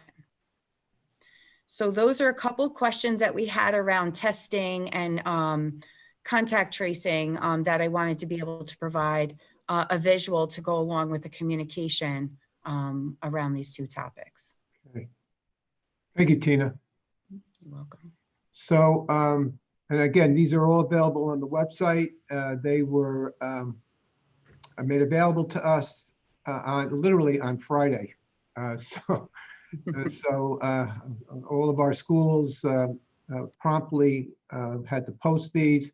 It will also mean that our plans will be amended accordingly in terms of being consistent with that. So why don't we move to our Q&A, and Paul has the challenge of organizing this. I love it. So I would say to our panelists that you should probably buckle up. I'm looking at 292 questions to our key communicator web's email address. So I have done some work to consolidate some of the questions, and I know that there's a lot of anxiety out there, so we'll get right into it. Couple of questions related to scheduling. Are kids moving or are teachers moving from class to class, and why not just have the teachers move was one question. How about John and Eric and Scott respond to that, please? Sure. So at the high school level, it's virtually impossible. The part of the problem is the robust course offerings here at the high school. You may have your first period class with someone who then you never see throughout the course of the rest of the day because they are going to different courses, completely different. You know, you may have different science classes, different levels of math, different social studies electives, English courses, art courses, music courses. They're just really there's not even close to enough continuity in a high school student's day that would allow, that's also called cohorting, that would allow cohorting throughout the course of the day by having just 20, I guess it would be 10 students in a classroom and then 8 teachers rotate into them. The only way that you could possibly consider that is if you were only going to offer the absolute bare bones curriculum in the course of a day. Okay. John, can I follow up with that just quickly? Because I did have somebody ask about the general size of cohorts. Do you have any sense of what your general overall size of the cohort will be? So we're still waiting on a lot of information with respect to people who are planning on going with the full remote schedule that would go into cohort 3 just by their choice. Right now, dividing the building into 3 cohorts would be roughly 900 students per cohort. But again, that doesn't necessarily factor in the complete picture because we don't have a very solid data point yet on who's coming out from that group. Thanks. Paul, at the middle school level. At the middle school, we're looking at probably cohorts of about 300 to 350 in the building, and of course our remote learning students is still up in the air right now until the survey is completed, but we're looking probably around between 300 and 350. Would you agree, Scott? Yes, and getting back to the issue of who's moving, students or teachers in the high school, one of the issues Mr. Orcutt has to deal with is multi-grade classes, but in the middle school, both at LMS and UVMS, we have teams. So any non-core course, you're going to have a mix of students together, and moving teachers into there would basically eliminate our ability to implement and utilize the team structure. And I will say that with the smaller number of students in the building, in the hybrid model, we don't foresee very much difficulty in moving students around the building. Eric, would you agree? Yes, yes, we're looking at, I believe both buildings are looking at some creative ways of moving students from period to period, either through, I know Scott has designated hallways. I'm looking at doing some things at our building with some staggered dismissals by grade, just trying to be creative, thinking outside the box to minimize any contacts in the hallways. Great, thank you. I'm going to try to group these three questions here. So the three questions are, will credit-bearing courses still be offered to 8th graders? Will all electives be offered? And I think we touched on that a little bit earlier. And then how will some of the more hands-on electives like automotive, culinary, and the like be able to work in a remote environment? I think that kind of circles back to Kelly, I guess, had a question about that. Right, right. So Scott and Eric, you want to handle the acceleration question? Yes. Well, the answer is yes. We will be doing the credit-bearing classes for 8th graders, and the electives, we are planning on running them all at the middle school. And I know we do have hands-on classes. I know Mr. Shetter mentioned those before, but I know the automotive and things of that nature that I'll pass that on to Mr. Orcutt. So the answer is also yes. We are, at this time, we're still planning on running all of our elective courses, including automotive and wood shop, metal shop, everything along those lines. We are gonna need to be creative about what that looks like. And obviously it will not be the same experience that kids have had in prior years, but you can still learn how to participate in those activities in these cohorts. It's just going to look different. And we'll also be utilizing the professional development days at the start of the school year. Teachers will be able to work in their professional learning communities where they'll get together with teachers of a similar discipline and get together and come up with some creative ways of doing some of the things that they used to do in the school, and try to come up with ways of trying to recreate that at home to try to create as much of a similar situation for them at home, even though similar that they had in the school at their house. So I know that a lot of things were happening during the spring that were very creative, that both all of the administrators were seeing, and I'm expecting that will continue in the fall as well. Thank you. I think I know the answer to this. That's a work in progress still, but how will career and tech work in relation to BOCES? So I've spoken a little bit with the director of the career and technical programs at BOCES. They themselves are in a bit of a predicament because every district that feeds them is doing something different with respect to cohorts and hybrids, and whether it's half of their building or a third of their building. So they are working with us, and we are working with them to talk about who would be going to them on which days, and once we get our final data, we'll be able to, and then we can cohort out our groups, we'll be able to share that more accurately with them. But they are still planning on having students come. Those students would have to be in attendance in the building though, because transportation, you couldn't opt for the remote component and then still attend the BOCES program. There's no way to facilitate that. So anybody who is planning on attending BOCES should plan on either being basically in the in-person cohorts within the building. Thank you. Here's a real hot topic among students, I'm sure. Will lockers be used? Start from the high school down.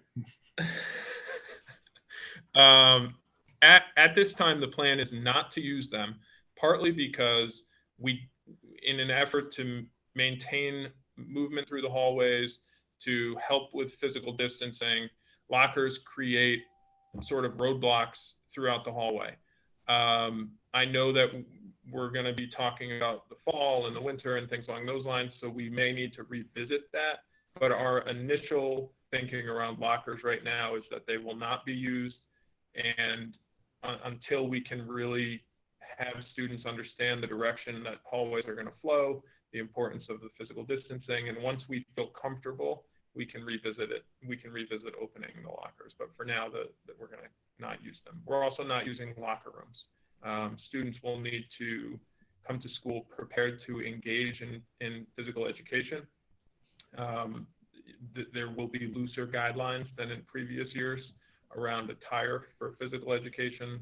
Athletic shoes are really the key component there, but the teachers are aware, and so is the coordinator for physical education. We'll be making sure we send out more clear communication around that as we move forward, but we won't be using locker rooms either. Scott, the middle school? For the same reasons that Mr. Orcutt talked about the high school, Mr. Shetter and I have agreed that we're going to follow suit, and we will not be using lockers for the foreseeable future, but certainly it's something we can revisit. Okay. Great, thank you. Thank you. There's a question about, this came up at the elementary level too, about book distribution and supply lists and how books may or may not be distributed to students, and what can parents expect relative to supply lists? Why don't we start with the middle school first this time? I'll start with the supply lists. We've been getting some questions about that, and just due to the nature of the unknown, we are going to hold on supply lists because they could be, and they will be changing. So both myself and Mr. Wood will be probably working on something in September regarding supply lists for all families. I know that I'm sure when families are walking into Walmart and Target, they're dying to pick up their binder and their pens and pencils, and we're just asking you, just hold on just a little bit, even though I know you want to grab something in there. We're going to ask you to hold on for another month or so until we can kind of get a sense of what's really going to be needed in the classrooms. Did you want to address High school? Yeah. I can hop in here.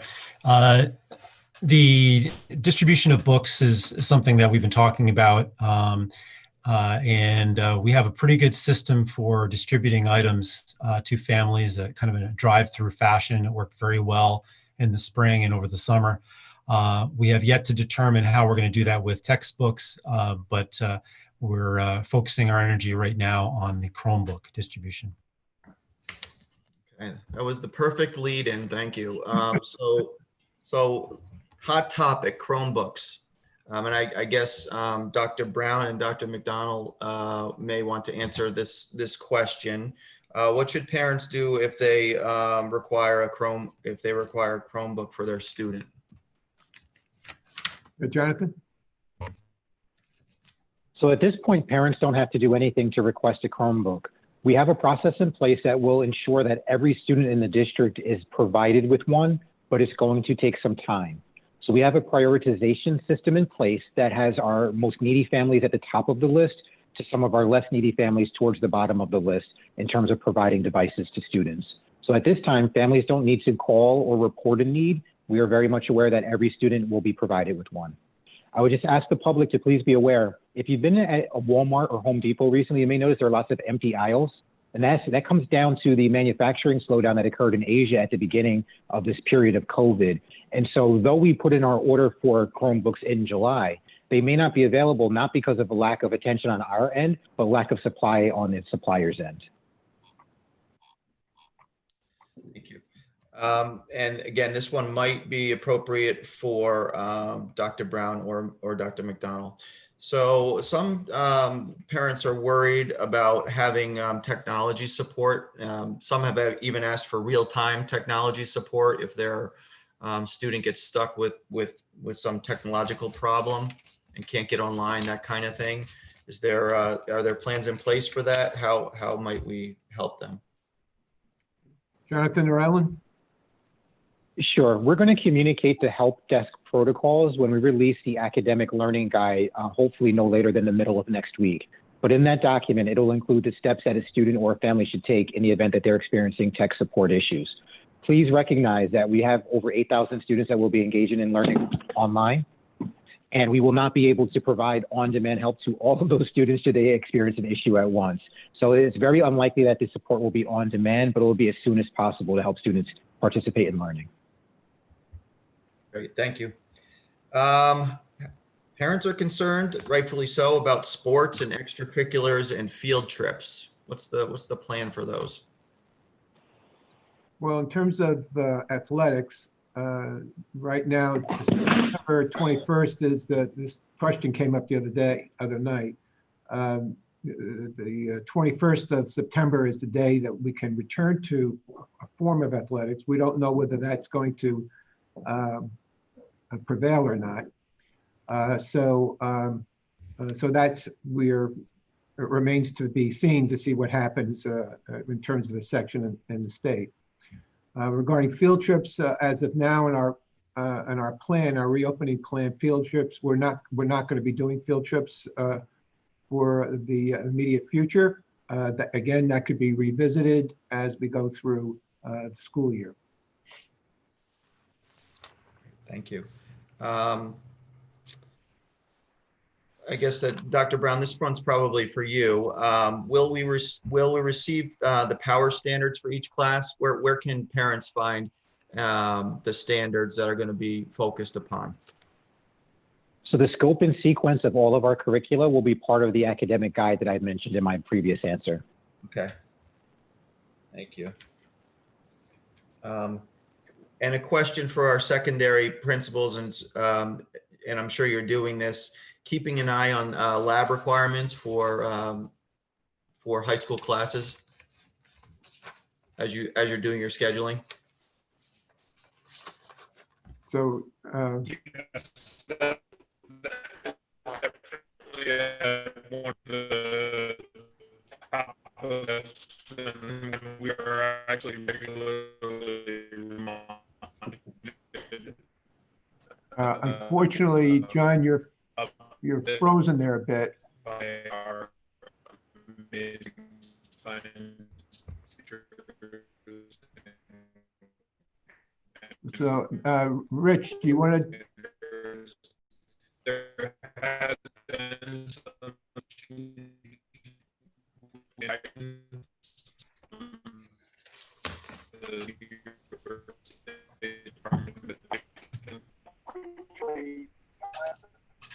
Unfortunately, we have a little bit of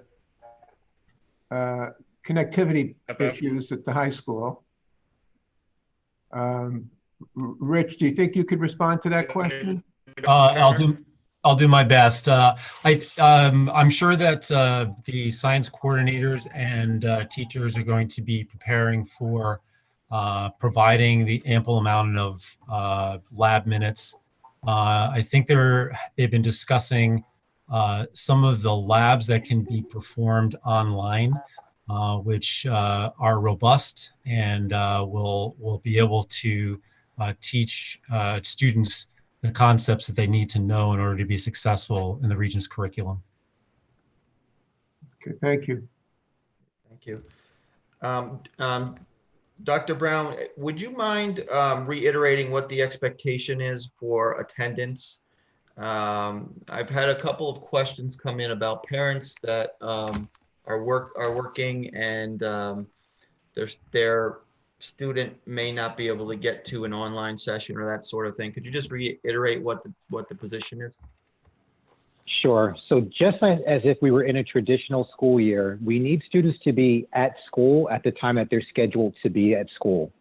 So during the remote portion of this learning period, if a class is scheduled for 9 o'clock, it is imperative that everything is done within a family's power to ensure that the student is there at 9 o'clock. So there cannot be broad exceptions made for students repeatedly missing class. If there are factors outside of the family's control, we encourage them to communicate with the school, just like you would do during a traditional school year, to communicate whatever the issue was that would prevent the student from participating in class. But I just have to be very clear that the flexibility that was present in the spring about when work was completed is not part of our plan for the fall. Thank you. And Dr. Desa, this will be for you. How will 504 plans and IEPs be delivered in a remote and hybrid setting? Our IEPs will be delivered. Our students with disabilities and their families will have the same options as our general education students. They'll be able to choose if they want to have a remote only program or if they want to have the hybrid program. And that will be defined based on the level of need for the child and what specifically is included in the IEP and or 504 plan. Thanks, Tina. Did you want to, Dr. Zah, at this point, did you want to just address any special education classes that may be in person in September, even though the rest of the district is remote? Sure. So I think there might be a little bit of confusion in our original plan where we were starting our hybrid program in September. We were offering additional days for students in special classes at different levels that are outlined in our plan. Now that we have chosen to be fully remote for the month of September, I am meeting with both an elementary stakeholder group and a secondary stakeholder group, and we're exploring the options that are available in terms of bringing back different prioritized levels of needs of students. And we'll be delivering a recommendation memorandum to Dr. Lacopoli for his consideration based on the work of that team. And what we would, of course, like to bring back everybody in person, but there might be limitations, and that's what we're basically exploring at this time. Okay, thank you. I got a question that just came in about back to Chromebooks. Will students be required to use a Chromebook? Some families, I guess, had laptops that they were using this past spring. Will they be required to use a Chromebook? So I guess that's the first question. The other question is, will they be required to bring Chromebooks back and forth to school when we're in a hybrid situation? Jonathan? Sure. Chromebooks themselves is just the name of a brand, so they're not required for students to participate in the remote learning program. We are asking our secondary students to be responsible young learners and carry their mobile devices between home and school. So if a student's participating in the hybrid program, they should bring their device when they report to school. Great, thank you. We had I'm going to really switch gears here and talk about hand sanitizer. So I don't know who would like to address, will hand sanitizer be readily accessible to students? Kevin? It will be available within classrooms under the supervision of the adult in the room. So yeah, it will also be placed in and around the major areas, and when you enter school buildings and in the main offices, hand sanitizers will be made available. But it has to be with supervision. There's high alcohol content in the product, so it has to be monitored closely. And a related question, I don't know if it's for you, Kevin, as well. PPE for students. I'm sorry, I didn't catch that. A related question, will the district be providing PPE for students? What's the expectation for students bringing their own face coverings, or if they forget, what will happen? Yeah, the expectation is that students will bring their own personal face masks, but the district will provide them in the case that they don't have them. But it is preferred that children come with their own face coverings. Tina, do you want to add anything to that? Are we good? So nope, that is perfect. They will be made available in the event that a child gets on a bus and doesn't have one, and or something happens during the day. But as Mr. Sheldon said, our plan calls for students to wear their own personal face coverings. Thank you. I'm going to switch back to some more generalized questions here.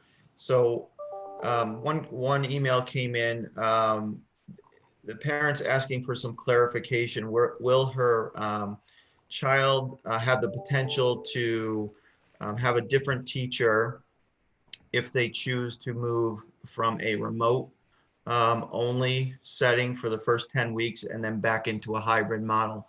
Did she hear correctly that in that circumstance, her child could be working with a different teacher or group of teachers? At the secondary level, the intent is for the teacher who's teaching remote only to be the same teacher who's teaching in the hybrid program.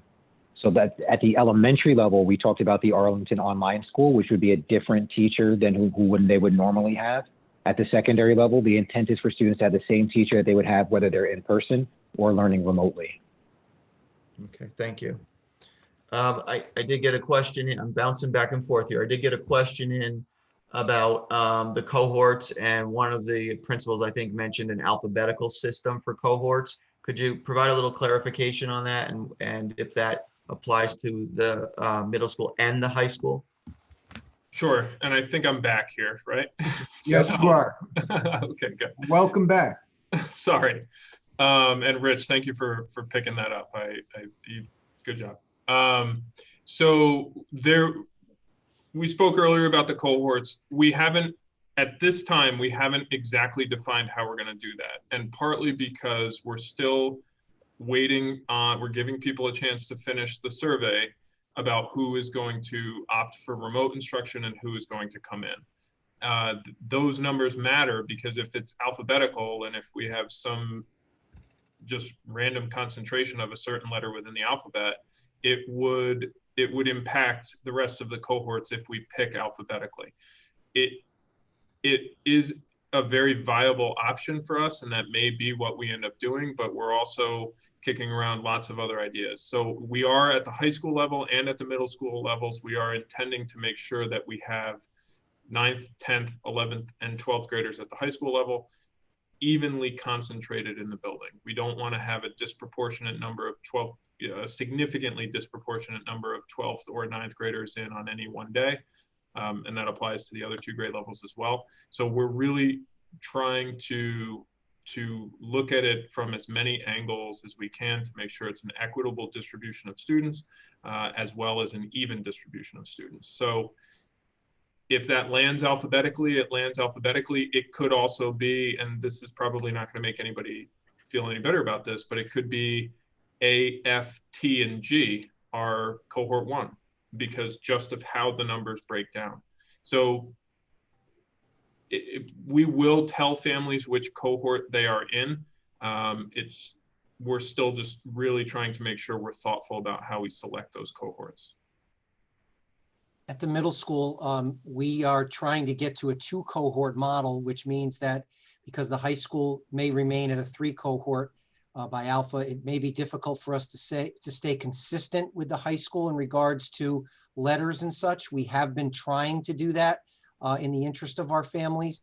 But as Mr. Orcutt said, we are really trying to do what's best in regards to physical distancing.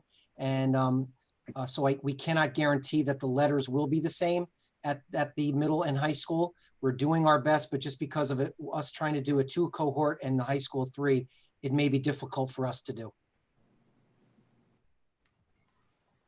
Okay. Scott, do you want to add anything, or are you good? I think what Mr. Shedder said covers it all. Thank you. Thank you. So this is a tech question. I don't, again, Dr. McDonald or Dr. Brown, I don't know if you are there ones to address this, but there seems to be a couple of questions out there about live streaming and why we're not able to necessarily live stream all classes, for example. So I'm going to reiterate what was shared before about live streaming. There are student privacy issues and laws that prevent us from doing this in an effective and efficient way. That is the #1 reason why we are unable to do this at this time. Is it comes down to student privacy and our need to comply with the law when it comes to protecting student identities. Okay, thank you. Could you, Dr. Lacopoli, I think this is for you, and this is going way back to the beginning. Can you just restate when remote learning would start exactly and when the professional development days would be? If you have a calendar. Yeah. Yes. September 3rd and 4th will be days 1 and 2 at professional development. 8 and 9 would be days 3 and 4 of professional development. And the first day of kids in session would be September 10th, which we would be full remote. Okay, thank you. That would be the Thursday. Thank you. Another question I think that the students would be certainly interested in, will hot lunch still be served? Kevin?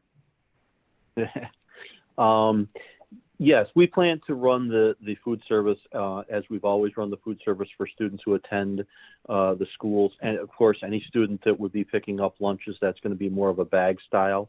But our food service director will continue to post the menus on the food service website so that students can have a look ahead when they start attending, if and when we start attending the hybrid model. But anything that's going to be going home or in a remote is going to be a bag lunch. Thank you.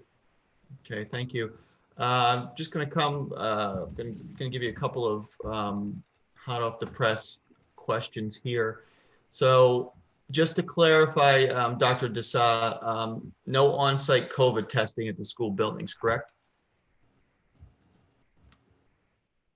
Tina? That is correct. We do not plan on doing COVID-19 testing on our sites at this time. Okay.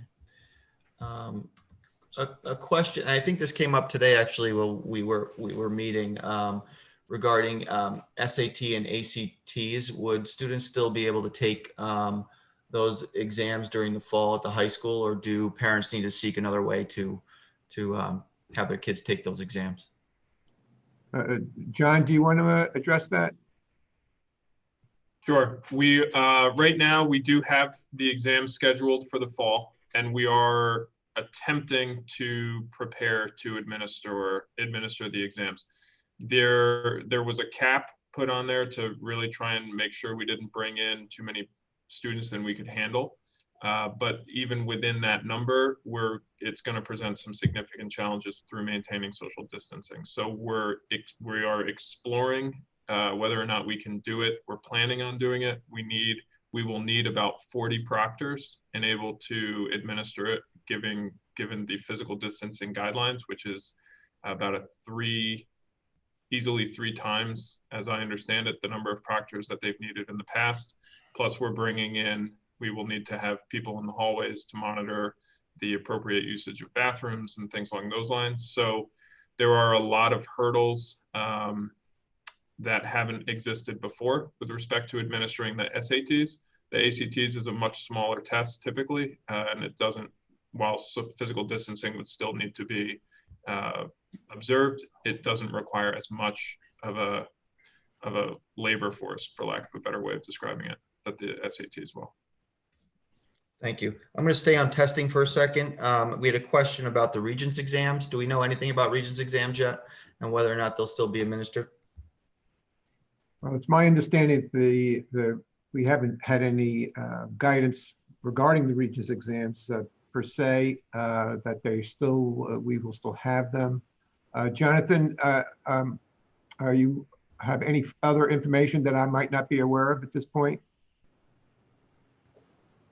Not at this time, no. Okay, thank you. Sticking with the testing theme, we had a question from a parent asking whether tests would be given online during our remote phase in September.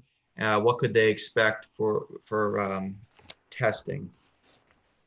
Any of the principals or Jonathan? So Paul, can you please clarify, what do you mean by testing? Sure, I think that they were getting at, will there be online quizzes? Will there be, unit tests, that sort of thing?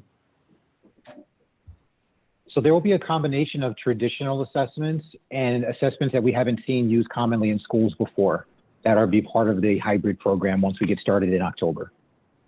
For the students who are learning online in September, teachers will use a myriad of ways in which to assess their learning. However, I don't think anyone's priority at this point is to give a grade for the purpose of giving a grade, but to ascertain where our students are and to identify what their needs are so that we can provide instruction that helps them close whatever gaps may have opened up during this unfortunate closure of schools. A couple of parents have asked about social emotional support for their kids and how they can access that during our remote and hybrid phase. They're thinking school psychologists, social workers, and the like. So I don't know if someone would like to address that. Tina? Sure. So I assure you all that our school counselors, social workers, and school psychologists all stand by very ready and willing to help all of our students. They worked tirelessly in the spring, and I know that they will do so again in the fall to try to reach our students in any which way that they can. If you want to reach them as parents, our LaGrange Middle School and our Unionville Middle School both have guidance sites under their quick links on their page, where you can access the names and contact information of the pupil, personnel, service providers in those buildings. At the high school, each house, if you go to the high school and you click on their drop downs, you'll see each house, and you can get detailed information by house for the counselors, school social workers, and school psychologists, inclusive of the administration as well, for each respective house, so that you can reach out to folks as you need to. Okay, thank you. Paul, I'll also jump in that during this spring, the middle schools continued with team meetings during the pandemic. And so that the administrators, the counselors, psychologists, social workers were able to stay in contact with the teachers and were able to reach out if there was a family or a child in need. As Dr. Desai said, they worked tirelessly communicating with students and families at a variety of different times during the day. And I know that would continue in this model, whether it's hybrid or remote in the fall. Thank you. And this one's maybe for Kevin. Will meal distribution still happen for students in need? Yes, we plan to have remote access. So if students come to the building that they're assigned, they would be able to pick up a lunch at each of the schools. Great, thank you. I have two scheduling questions. I'm going to try to combine them. One person is worried that if my son or daughter is in a Monday cohort, they'll be at a disadvantage because they might miss some Mondays for holidays and the like. And related to that, there was a question specifically about the middle school schedules and how they have changed or evolved, I might say, over time. And could you give a little detail about that evolution? Well, we've built in the idea that on a Monday, the day would simply move forward. On the PowerPoint before, Dr. Brown had put in that the day after the Columbus Day holiday would be the cohort 3, which would have been which would have been on the Monday. So that simply moves forward. I'm not sure I understand the nature of the question about evolving middle school schedules. I guess does that have to do with the A, B, C, D days? Yeah, I guess at one point there was a different schedule that was shared, and now there's the next iteration. Right. Dr. Brown, do you want to handle that, or want me to take it? Right. I don't think that question is relevant to the schedule that was shared today. Okay. All right. So now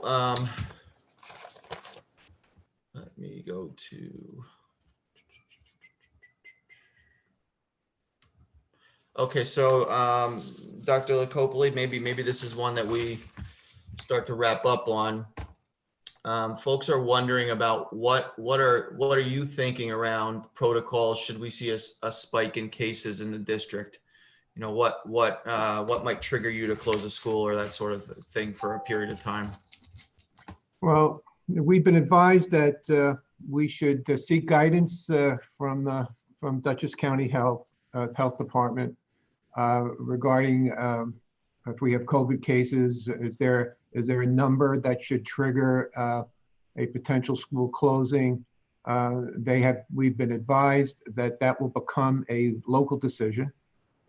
I think when we examine the scenarios in any given situation, and then you execute the contact tracing, if a building is impacted to a certain degree where we really can't run the school because we have X amount of personnel who might might need to be quarantined, then we probably would be looking at about a school closure. It becomes very problematic because if we close one building, do we close them all? Just given the the sense that this is something that could affect the whole school system. So, so this is going to be one of the things that we'll be really trying to study and assess while we're on this full remote point of time in the month of September. It's been a troubling question for myself and my colleagues in terms of trying to figure out if there's the kind of formula that we would use. So that remains to be seen. Some of that is a function of, again, if we had a case and we did through contact tracing, we realized that 20 people were affected and they would have to be quarantined. And virtually most of our schools, if we were to have 20 of our staff out of the building at one time, if they were a combination of our teachers and so forth, it would be probably very difficult to keep the school operating. So those would be some of the conditions and the scenarios that we would have to consider. And there's really not a specific number that I think applies. I think it has to be a kind of a school by school basis. But also it's that idea of what applies to one place. If there's been contact tracing that goes into another school from one person that expands the school, then it becomes a bigger question. So it will be a very serious matter in terms of how we assess that, in terms of trying to put our own criteria together to answer that specific question. But there will be a lot of guidance from the county as well. Before we give you an opportunity for a closing statement, I did have a question here about transitions for sixth graders, and I would also say for ninth graders. So our fifth graders going into sixth grade and our eighth graders going into ninth grade. Typically we have a real transition plan for them. Is there anything in the works for those transition grades? Yeah, I mean, we're having conversations about how to do that. Within the hybrid model, within the start date of October 5th, but also in our conversation, I mentioned this earlier, that our principals are being asked to look at ways and means that we can have opportunities for all the kids in the transition grades with their parents, coming into our schools, meeting our staff. It would have to be structured and really planned well in the sense of meeting all of the physical distance requirements and masks and how we would organize it. But it's something that we really want to do, and which those things do occur, naturally in a regular school year. So we do have an opportunity to implement those types of creative ways of having our kids come in, meeting their teachers. It'd be more in a form of an orientation or open houses. And really, I just wanted folks to be as creative as possible in terms of trying to manage that, so that particularly with the kids in those transition grades. And as I mentioned earlier, and really in particular with our kindergarten kids, who this would be their first experience in school. And we certainly want them to know who their teachers are. And I know our kindergarten teachers want to know who their students are as well. So I expect that we'll have a pretty a plan that outreaches to the community so that those transition periods will occur one way or another. Thank you. Okay, so we'll give you an opportunity to make a closing statement for our town hall. I would ask you, Dr. Lacopoli, maybe for those that did not attend the board meeting prior to the town hall tonight, you did make a statement about the thoughtfulness that went into the decision to start hybrid in October. Yes. So I don't know if you'd like to maybe restate some of that. Well, thank you, Paul. I began the meeting with the Board of Education with a statement. It was in response to the many emails that I have received, and I've been struggling with trying to respond to every email, which is something I've always done as a superintendent, and formulating responses. And we're getting closer to that. And we also want to get our question and answer post on our website, so that our community can see the responses to the many questions that were being asked. But a lot of the emails I've been receiving capture the whole range of perspectives regarding the opening of school, from that all we need to do is follow the health and safety standards, and we should get our kids in ASAP, to the opposite, that it would be careless for us to bring kids into school because of the risk of the transmission of COVID-19, and many, the degree to which people are informed about their perspectives is sound. Their genuineness in terms of their beliefs are sound. I think all at the same time, we want our kids to be in school. We want to have as much of a normal school experience as possible. And but despite all that, we are still required to we're still required to follow the mandates and regulations and guidance from the New York State Department of Health and the New York State Education Department. And to do so, in meeting with many of our staff, many of our department leaders, members from our labor associations who carry the voices of many of the people that we're relying on to bring forward all of the initiatives, the components, the requirements that are embedded in the reopening of our schools. Again, mandated from the State Education Department and DOH. When we listened to that, it was fairly clear to me that we needed to, by moving the September 21st start date for hybrid, moving it 10 more school days to October 5th, would give us ample time to responsibly put together all of the pieces, the infrastructure, transportation, communications to home, educating our staff, educating our parents to things that they could be doing in preparation for a hybrid model in which schools in our region and all of New York State, this is the first time we have ever done anything like this. And part of the challenge here is that when we start school, everyone's perception of school is what we have always done. And this year, it's not going to be anything like it. So even as, I've been in this work that I love for 50 years. And for 50 years, for 49 years, this is my 50th. So for 49 years, how I would look at starting a school year is not like anything that we're doing now. And I know that's the same for somebody who's been doing this for 5 years, as 10 years, it's 20, 30, 40, and so on. So preparing for that is critically important. And the counsel that I was receiving and the information I put together really pointed to that. And it's not because of what other schools were doing, it's because where we are right now in terms of being ready to do that. I presented a chart earlier that looked at schools over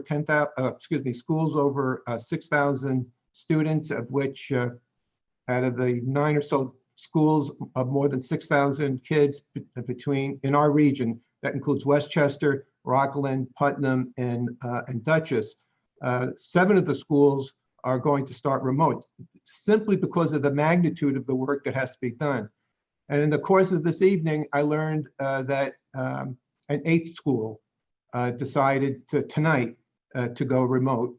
I got an email while this was going on that Clarkstown will now be going remote for the month of September, transitioning to hybrid at some point in October.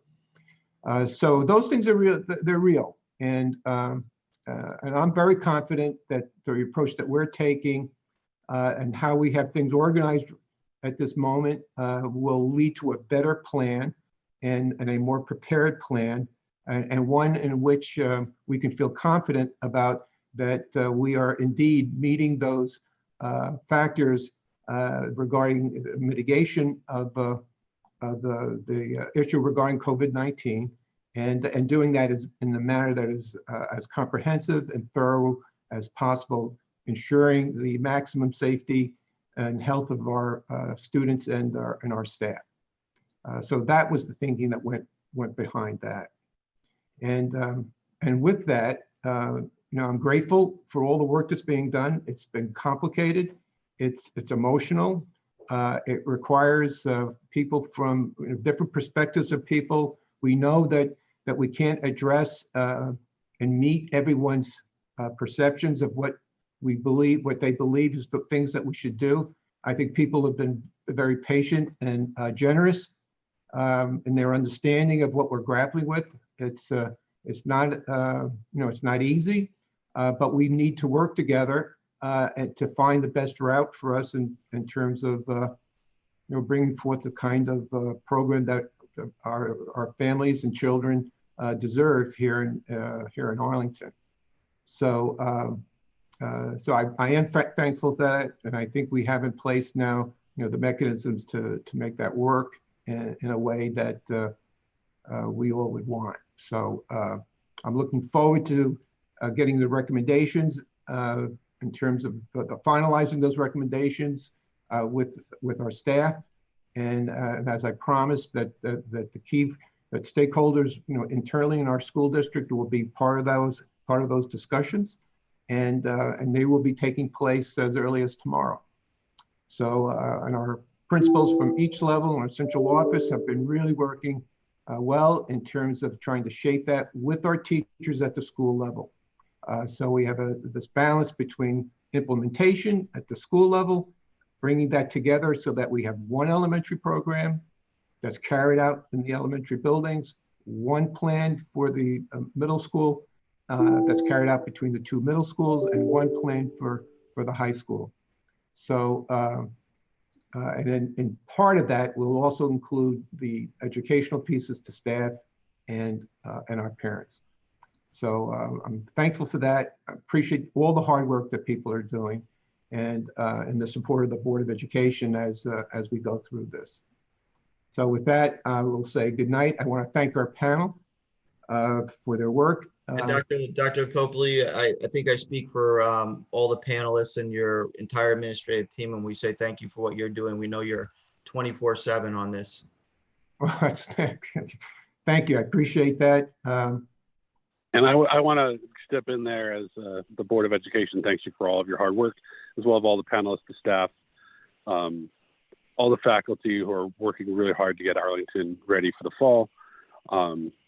And as we adjourn, I just wanted to again ask that everybody keeps Christopher Prado's family and friends in their thoughts and prayers as they deal with this tragic loss, and we mourn our fallen admiral. And again, thank you all for all your hard work. Thanks, Peter. That's much appreciated. So with that, I will say good night to our Arlington community, and tomorrow at 6:30, we'll have our elementary town hall. It will be similar to what we did tonight, and I look forward to meeting the community again tomorrow night. So thank you and have a good night, Arlington.